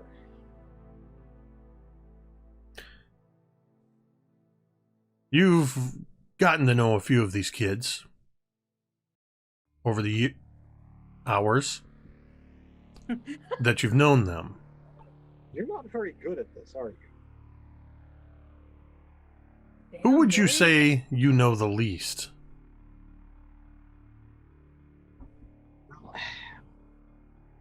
You say that I've known them for years. I know. No, them I did for not say that. I never said the word years. You tripped over yourself. I'm not stupid. You know how to derive context clues. But anyway, to answer your question so I can get the hell out of here, I would have to say I know the least about... About who? I know the least about Coop. Interesting. Roll me a D100, please. I followed suit with everybody else. I have pre-rolled a 32. Nice.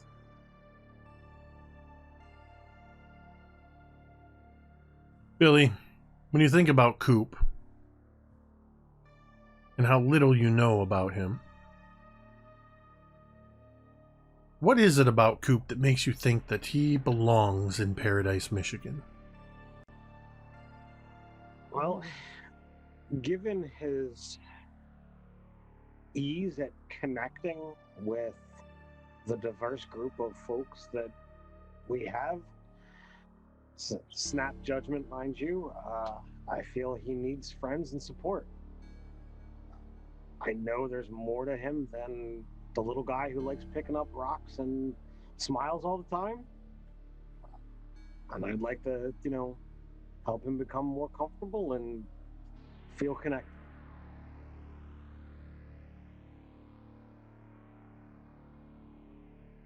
Can I give you a piece of advice? Well, being as I don't have any control over the fact, sure. Good.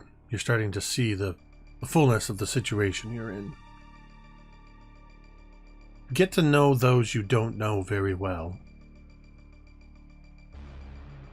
Hold on to those who you've grown attached to, and pay very close attention to Jessica. Another great music cue, man. As he says this, you hear... Is it the same piece of music? Because it's pure coincidence. I don't know, but it's perfect all the time. It's the same one that's been running the whole game, and it's just every Well, time. it's a whole playlist, but I'm only playing from one playlist tonight because it's all suspense. Perfect cues. You hear the sound of the door unlock.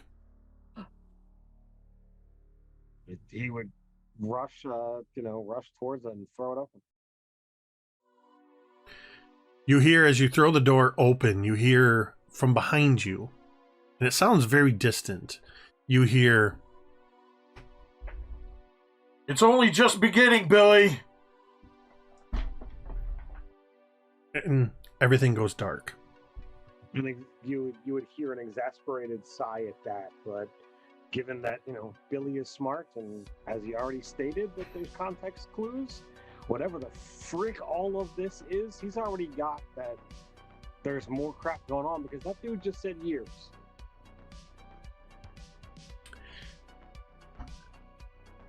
As the door opens, Jessica, you hear in the distance the sound of a door closing. We're almost done, Miss Smith. You've been cooperative so far. I'm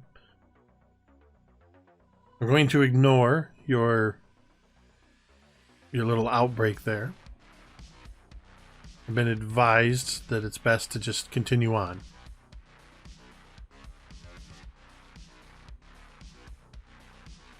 Roll me a D100, please. 46. Say that again. Was that a 46? Yeah, 46. Okay. Jessica leans back and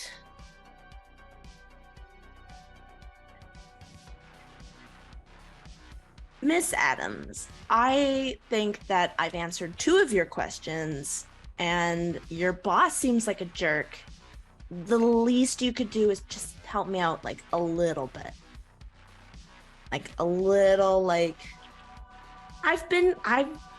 answered your questions. I kind of deserve it, I think. I'm going to do something very unprecedented here in this session. I'm going to have you roll a charm roll. Yay. Awesome. First roll of the night. Yay. First actual mechanical roll. Yeah, right. That Jake's avant unique new bullshit. We're just making shit up tonight. Here we go. Ooh, I got a D20 and I rolled a 9. So use a pop, dude. Use a pop. Yeah, I'm gonna use some pops. How many pops? 3? I was just gonna say 3. Great. Yeah, You're going to use 12? 3 pops. Yeah. We got him. Can't let him shit in your hand, as we say here in Michigan. The reason I said that is the DC for this was 12. So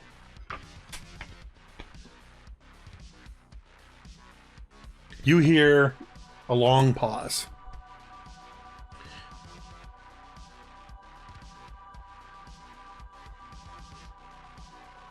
I really shouldn't. All right, just this once. Yes, yes, yes, yes.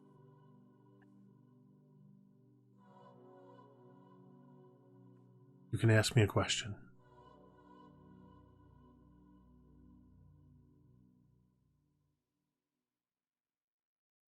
Oh, the power. The reflection moves and says, better make it worthwhile. Only got one shot. Shut up. God, you're annoying. In classic 80s fashion, your reflection goes like this, scratches their nose. We're gonna turn it up. Yeah. Can Jessica's least favorite person be Jessica's reflection? I would like to know more about this bitch in the mirror.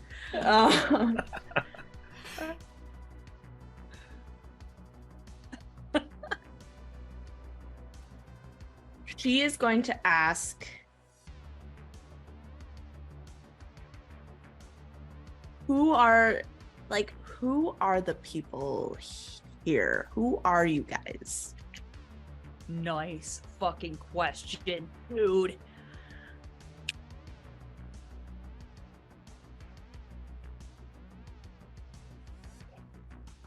Yeah. While Jake formulates an answer, check us out on teespring.com. At teespring.com, we have all kinds of new logos that are MTD related. Teespring.com. Just search Mini Terrain Domain.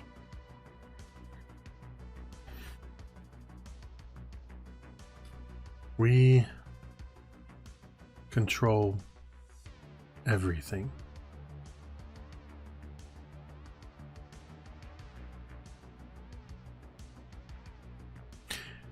Now, Jessica, amongst your group of friends, there's somebody you don't know as well as the others. I would like you to think back, and you're only the one you've had the most, or rather the least interaction with. What about that interaction was so positive or negative, either way?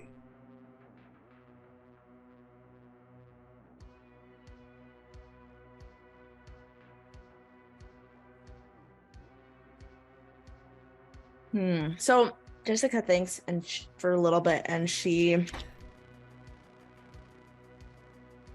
I think it's that kid, like Laz. I think that's his name. He doesn't really talk very much, at least to me, but like, I don't know. He has this like thing going on.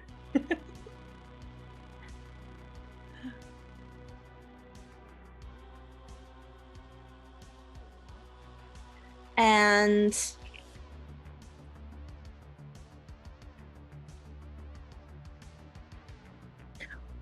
was Jessica there when he punched Oak? I think she was.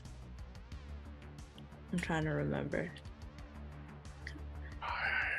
I don't remember if she was up in the lighthouse. Yes, Were she you? was outside down or the not? stair. You fell down the stairs. Specifically, you two were together. Afterwards. He would have come out. He would have come out of the comic book afterwards. So yes, you Yeah. would have fallen down the stairs with Coop. You would have been there in the moment when he came out of the comic. Yeah. Okay, yeah. So she's gonna be like, he like punched an entire kid. Like, that's kind of messed up. A kid with leg braces. Not just my face, just whole child. He punched it all an entire As opposed to punching a half He child. punched a whole ass kid. That was the best. He punched an entire kid. Incredible. Oh God. Jessica, I want to thank you for your honesty, and I apologize for the informality at the beginning. before you go, be careful. Pay attention to who you hold closest. And those who you think are friends may turn out to be the worst person to align yourself with. And the ones you give the least amount of thought to could be your greatest asset.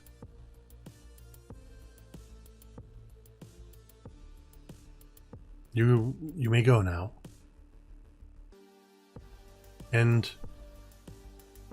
if you wish, you can keep the mirror. She will kind of take it and she puts it in her backpack that I assume she has.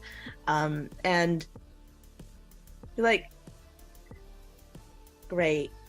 Oh, where do I go? A light illuminates the green door with the brass handle. Super. I've had great luck with these doors, so this is gonna be great. Thank you. So she's gonna, go towards the door. And you walk out the door. And we move to Laz. Roll me a D100. All right. I rolled it up ahead of time. I got my high roll with an 86. Nice. Hurt him. Break his spirit. You're focusing in on this one individual.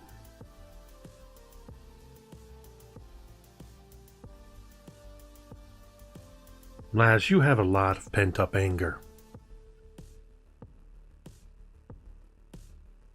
And you got a lot of fucking stupid questions.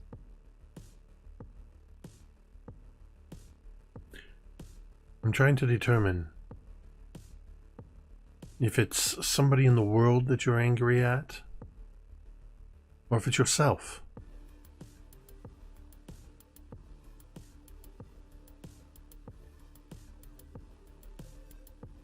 Is that your next question, Dr. Freud, or do you have something else that you want to tack on there? Or can I go? No, you cannot go. Everyone else, you may leave. This performance is no longer serving its purpose. You see the house lights come on in the theater. And you see you are in a theater. House lights come on. And immediately everybody with the cameras and microphones and everything, they all just stop. And they all just... And they quietly talk amongst themselves as they start heading out. You, as they're all leaving, you see off to your left, off stage, you see the shadowy figure that's been kind of giving you encouragement from the wings, looks over at you, and you just see, from the reflection on the glasses, you see...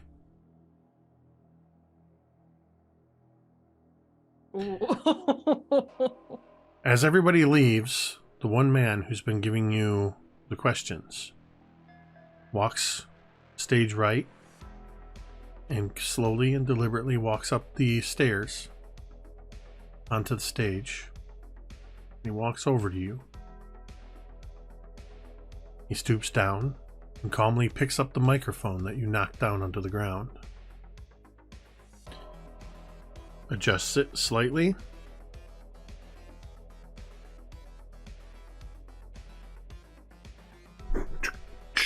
Pulls the microphone off the thing so that he's holding it in his hand and smacks you across the face with it. Oh, fuck. You sprawl onto the ground.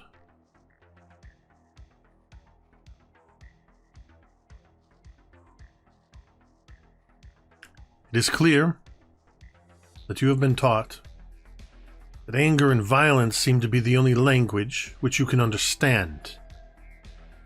When things are angry and violent, that is when they are serious. Now, get on your feet. Answer my questions.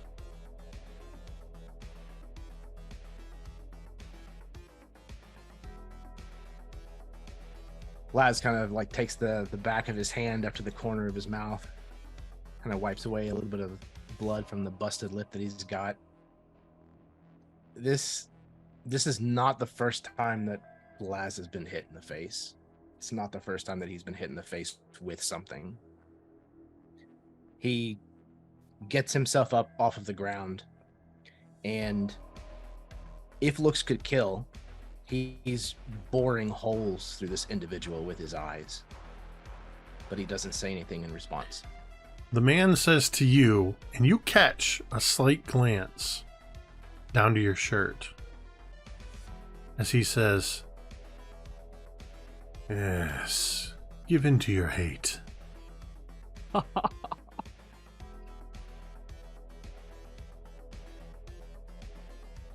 It's just a question, Lazarus.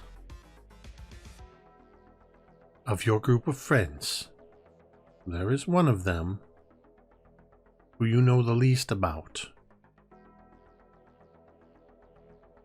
What do you think sets this person apart from the others?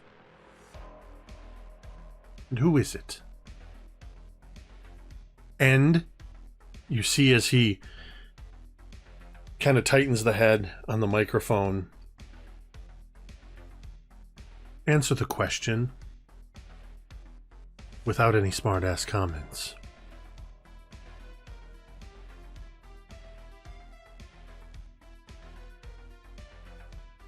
His face like has contorted into this like rage-filled confusion at this asinine question that has nothing to do with what's going on here, at least in his mind.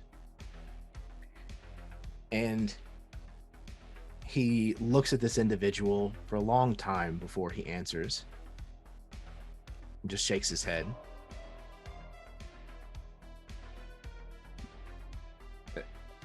I guess it's Coop. I don't know a lot about the kid. You know.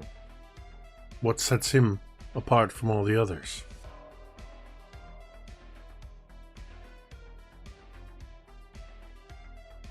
Seems like he's got people who care about him, you know? Where he's at and what he's doing. Maybe you man. Maybe I'm a little jealous about that, you know?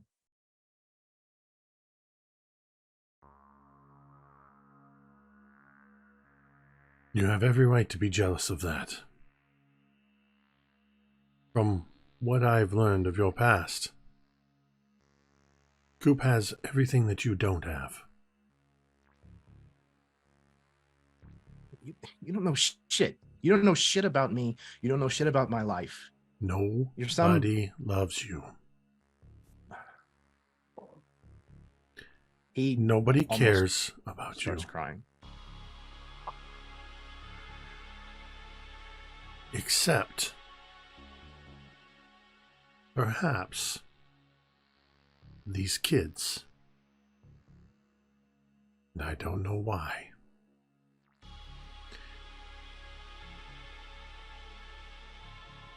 They are either going to be the best thing that has ever happened to you, and I can tell you it'll be more than you ever deserve, or you will be the greatest betrayal any of them have ever known. We're done here. And he turns on his heel, and he begins to exit stage right. You don't know shit, man. You don't know anything. Fucking asshole. You find that you are speaking into an empty auditorium, your words reverberating on the wide open space, and you notice they weren't for him. The single exit sign illuminating the back of the auditorium, where you see a double set of green doors with brass push handles. Before he leaves, he grabs that microphone stand and he yeets it out over the seats Yeet! as far and as hard as you can. You hear it clatter and disappear somewhere in the shadows as the aisle towards that door, the little runway lights illuminate, leading you out of the theater.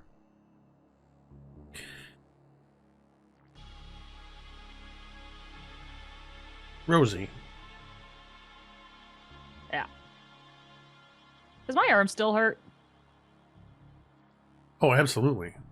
Okay, just checking. Roll a D100. I, like my very studious classmates here, I pre-rolled. I got a 25. Okay, so Nice, easy, your arm gentle. hasn't fallen off. Okay, good. It doesn't hurt. It doesn't hurt as bad. Okay. The assistant coach says, "You're almost done. If you answer honestly, I can keep Coach at bay. I can keep him away from you. And I can let you out." And he kind of glances to the one edge of the chain link fence, and you can see that there's a padlock on the chain locking it shut. And he reaches to where you thought was a whistle, and it's a key on the end of a chain. Oh, It's fuck. just a question. You've got this other group of friends that you've been surrounding yourself with. Yeah. Yeah. You got to know a couple of them, but there's somebody you just haven't had a chance, or maybe you're not interested. I don't know. But you don't know them as well. But others seem to be getting to know them. Who is this? I don't know much about Billy. Oh, yeah, Billy. Jessica said that he tried to kill her, but who knows about what Jessica thinks, I guess. But Wow. Billy, I don't know, he seems like he's capable, almost like a grown up. So, why do you think others are drawn to him? He's smart. And he can make a decision and stick with the decision, that's a valuable quality in a person. He can make a plan and tell people what to do, and kind of in tough times, in like a crisis, I think that's what people like. People like to be kind of told what to do in a crisis. Do you know what just happened, Rosie? Rosie looks around, kind of almost panicked. And the assistant coach looks at you with a sense of pride, like a coach would look at you when they've been trying to teach you a new skill and you finally nailed it. Yeah, okay. You just talked with admiration about somebody that isn't yourself. You looked to somebody else as being capable of doing something, somebody you hardly even know anything about. That's selfless. Because, now this isn't my words. This is the coach's words. You can kind of be a selfish bitch. And Rosie kind of, as much as this guy is a dick, she wants to win his approval, and she doesn't want to admit she's hurt by that, but she is. Yeah, I know. Truth hurts. Sometimes we got to deal with it. You've made a great step forward today, Rosie. But you've got a long ways to go. Nobody's looking out for me except me. Why? Billy's a good kid. I mean, what do you want? I'm not gonna fucking join his army or anything. Looking out for myself has gotten me just fine, I don't know what you're Fucking selflessness. I'm on a team. What more do you want?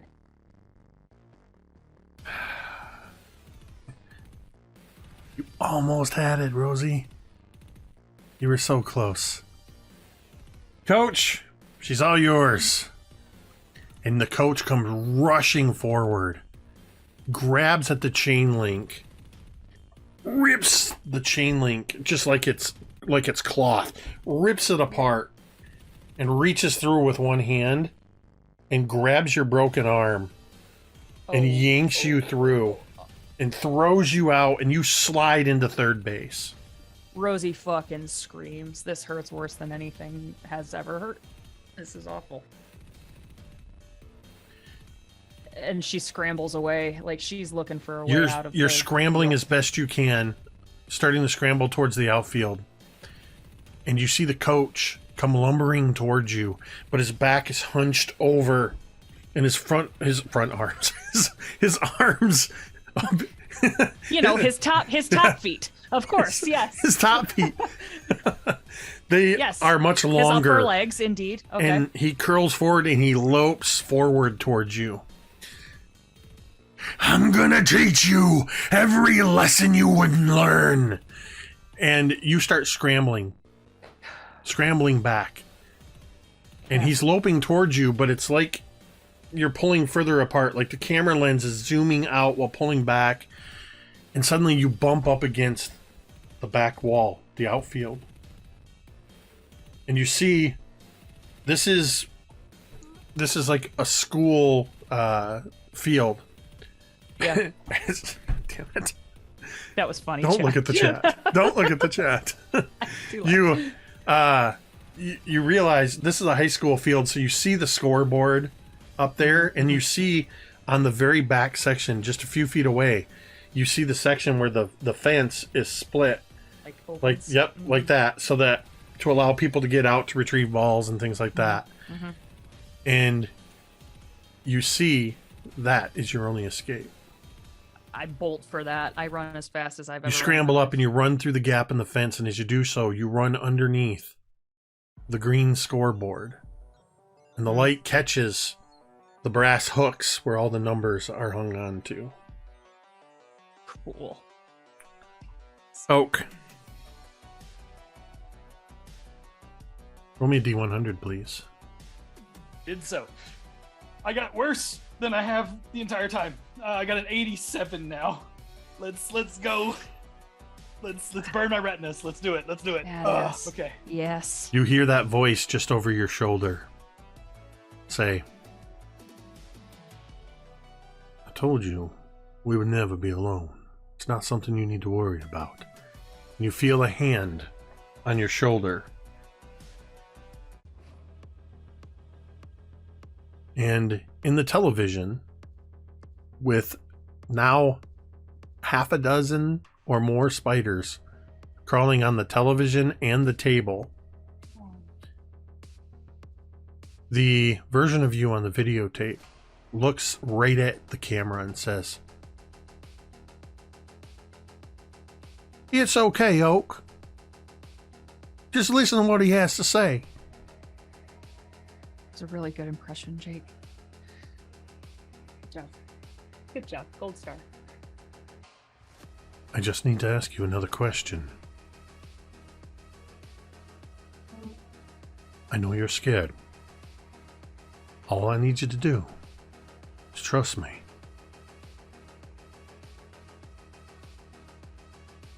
Now, you've been surrounding yourself by a group of people. We've already talked a little bit about who you feel the most positive towards and who you feel the most negative towards. But in every new group of friends, sometimes no matter how long, you could be friends with people for years and never truly know them. Of your group of friends, who do you feel like you know the least?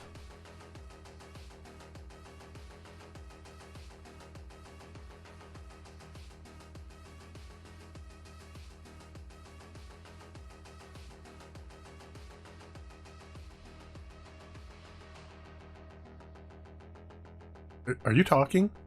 Hey, can you hear me now? No. No? No, We can hear you no. now. we can hear Okay, you I don't now, What but now, but I don't know when what you happened started then. now. My audio was weird. Okay.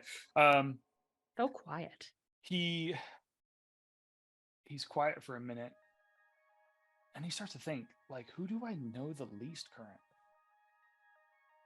And I think it's just because of the amount of time that I haven't really spent around him. Like, he's been in my presence, but I've never been around him as much. And I would say Billy. Right? yeah. I kind of figured you'd hone in on Billy. Billy the Boy Scout. Fine example of an upstanding citizen. Meritorious, even. Got the badges to prove it.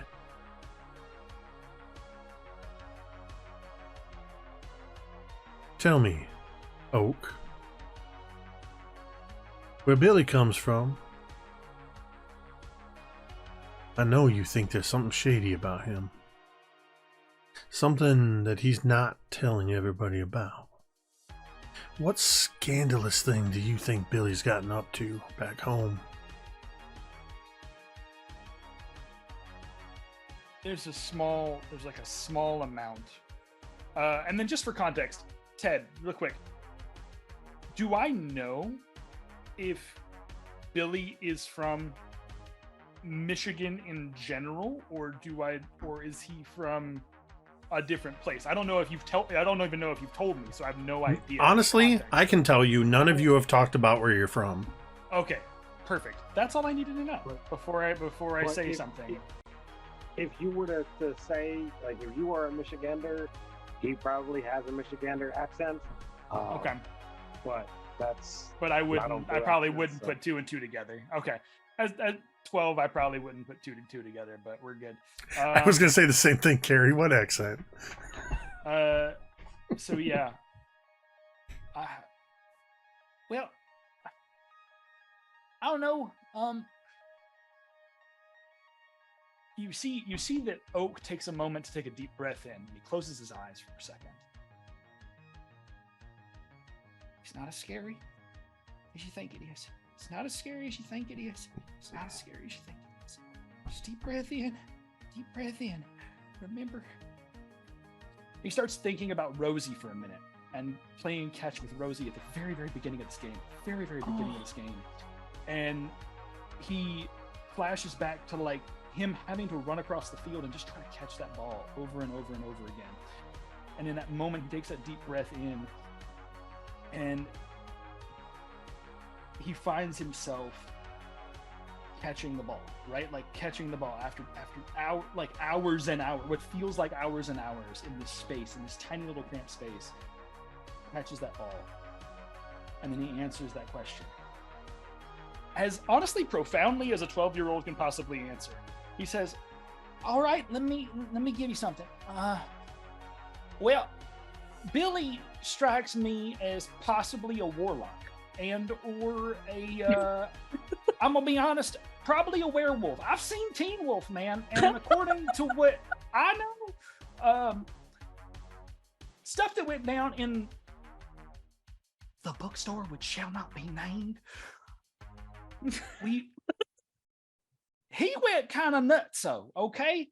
I watched it. He climbed the walls, man. Okay? And then after that, I lost track of him. I have no idea what happened. But something tells me that if that kid can turn into a werewolf, he's got a whole lot of other things that are problematic. Okay? He's got other shit. Correct me if I'm wrong. I'm barely going through puberty right now. Please let me turn into a werewolf. Yes. Yes. Okay? I'm barely going through puberty right now. And if he's a werewolf, or maybe he's some sort of like freakish hairy alien or something, I don't know. Maybe a cat man. Look, I picked up this book about the Michigan dog man. Maybe he got bit by one on there. I don't know. All I know is I'm scared to even get near him because I'm thinking to myself, that if I'm alone in the room with him, he might bite me, and then I might be a werewolf, which hypothetically that might be actually real cool, but then maybe you won't be. All I know is, why the hell do you have me in this box?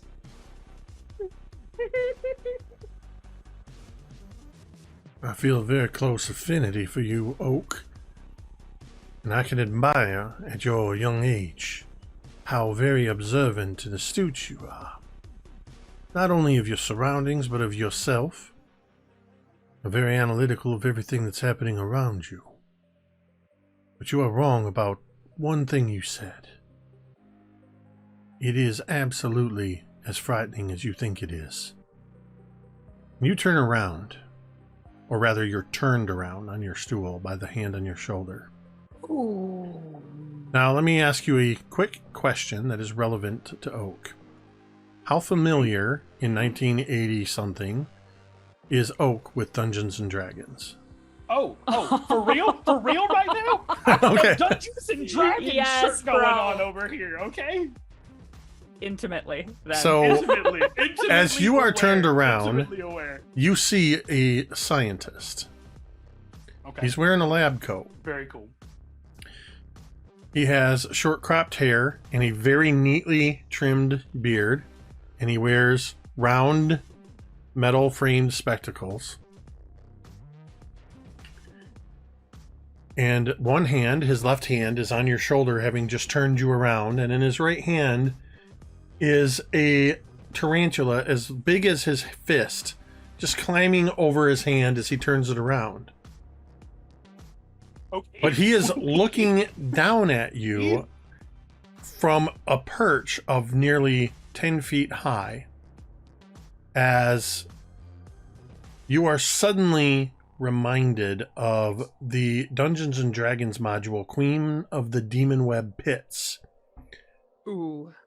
As from the waist down, this scientist has the body of a spider. He looks like a Drider from the Dungeons and Dragons module. And he says again very softly,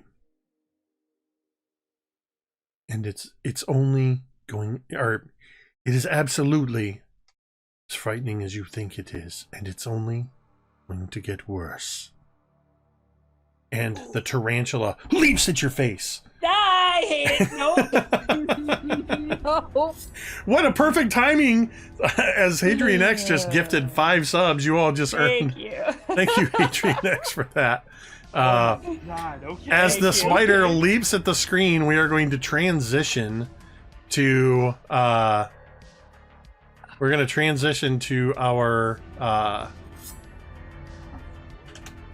last character here. In the same moment as the spider leaps towards the screen, there's a sudden thunk as a shark slams into the aquarium again. Tamiko, roll me a D100. 35. But as the shark hits, it hits in a different place. And there is no continued cracking, no continued leaking. However, the water level is high enough now that the little ottoman you're sitting on is bobbing in the water a little bit. Sir? Hello? Is anyone there? Can you hear me? Is my mic working? Seat cushion work as a flotation device? Because I don't know how to swim. Testing 1 2 3. Testing 1 2 3. Coop. Coop, can you hear me? What? Excellent. Hello? Yes, Okay. I can. We're still getting a little bit of dropped word. It's fine. We'll just power through this last question. I want this fixed before the next interrogation. Coop, listen up. I've got just one last question for you. Of your group of friends, and I know I've asked you questions about a few of them. Of your group of friends, who do you feel like you haven't yet got a chance to get to know? Who do you know the least? I don't know. I think it's probably Laz. Because Which one is I that think again? he's Is that the moody skater turd? he's the big tough guy who smokes. Ah, yeah. I think he's been avoiding me because I'm just a geeky little kid.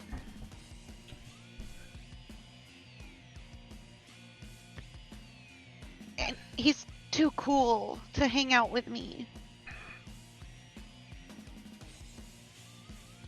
So, And can we speed this up a little bit? My roos are getting wet. it sounds a little bit like you almost idolize Laz. Well, of course I do. I'll bet nobody's ever picked on him a day of his life. He's too tough for all of that. So if you have a chance to spend more time with him and get to know him better, what are you hoping that you can learn about Laz? I wanna know what made him so tough, and because I wanna be like that when I grow up. Nobody will pick on me again. And did I mention I can't swim? We're very aware of the fact that you can't swim, Coop.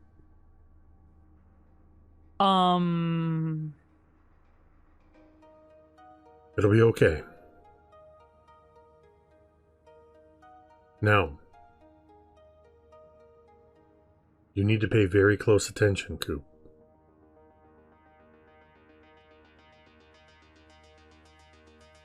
Things are only going to get more difficult from here on out.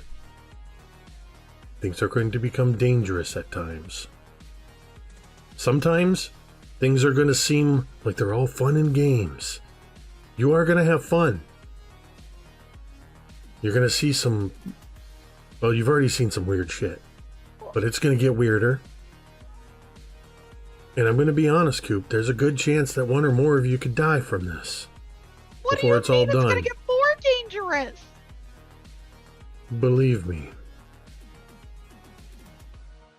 I need you, Coop, to pay close attention to everything around you. I want you to go talk to and see if you can get them to make you... What? Sir, It's going what? to help you when you're on the... It's best at twilight. Don't worry, Can you repeat that, please? No, you're coming.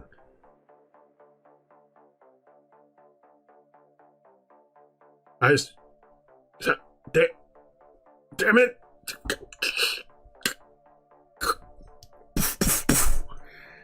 And then there's silence. Oh, fuck. And then you hear the sound of... Well, this sound I can replicate for you. As you hear... Oh, I have to pee. You hear the sound of water spilling out of the crack. And you feel yourself rising on this ottoman. That is working as a flotation device? It is, but you're rapidly moving up towards the domed glass ceiling. And I'm then not in love with that. you feel as the ottoman gets bumped from underneath.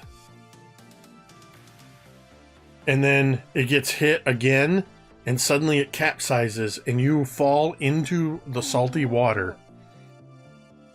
He can't swim. No. It doesn't matter if you can swim or not, because the water is pressing up against the top, and you see the last bubble of air above you disappear. And as you look down, and you see the shark swimming below you, it moves in a serpentine way, curling around, and then shifts off to one side, and you see in the center of the floor a circular hatch, green, with a brass wheel on it. And the wheel is turning. And then you see as the water begins to drain out and you are pulled down into the darkness. And the last thing we see is bubbles and then blackness. And that is where we are going to end this session. I sure hope big enough for Coop. He just gets plugged. Oh shit. I apologize for that session running over. I underestimated, but thank you all for rolling with it. It's fine. This entire session was literally thought of in the space it took me to write a sentence to them on Discord.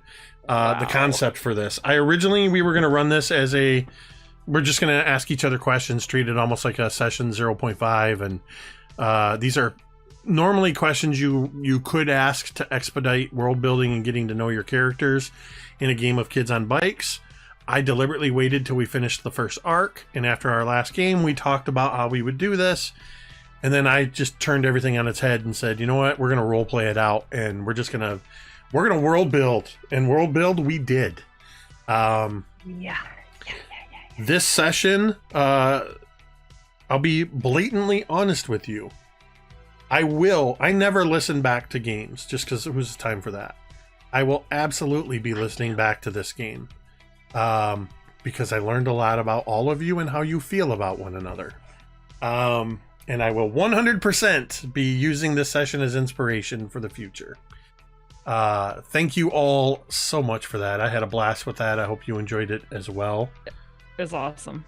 It was awesome. It was a very different from what we do a lot of the time.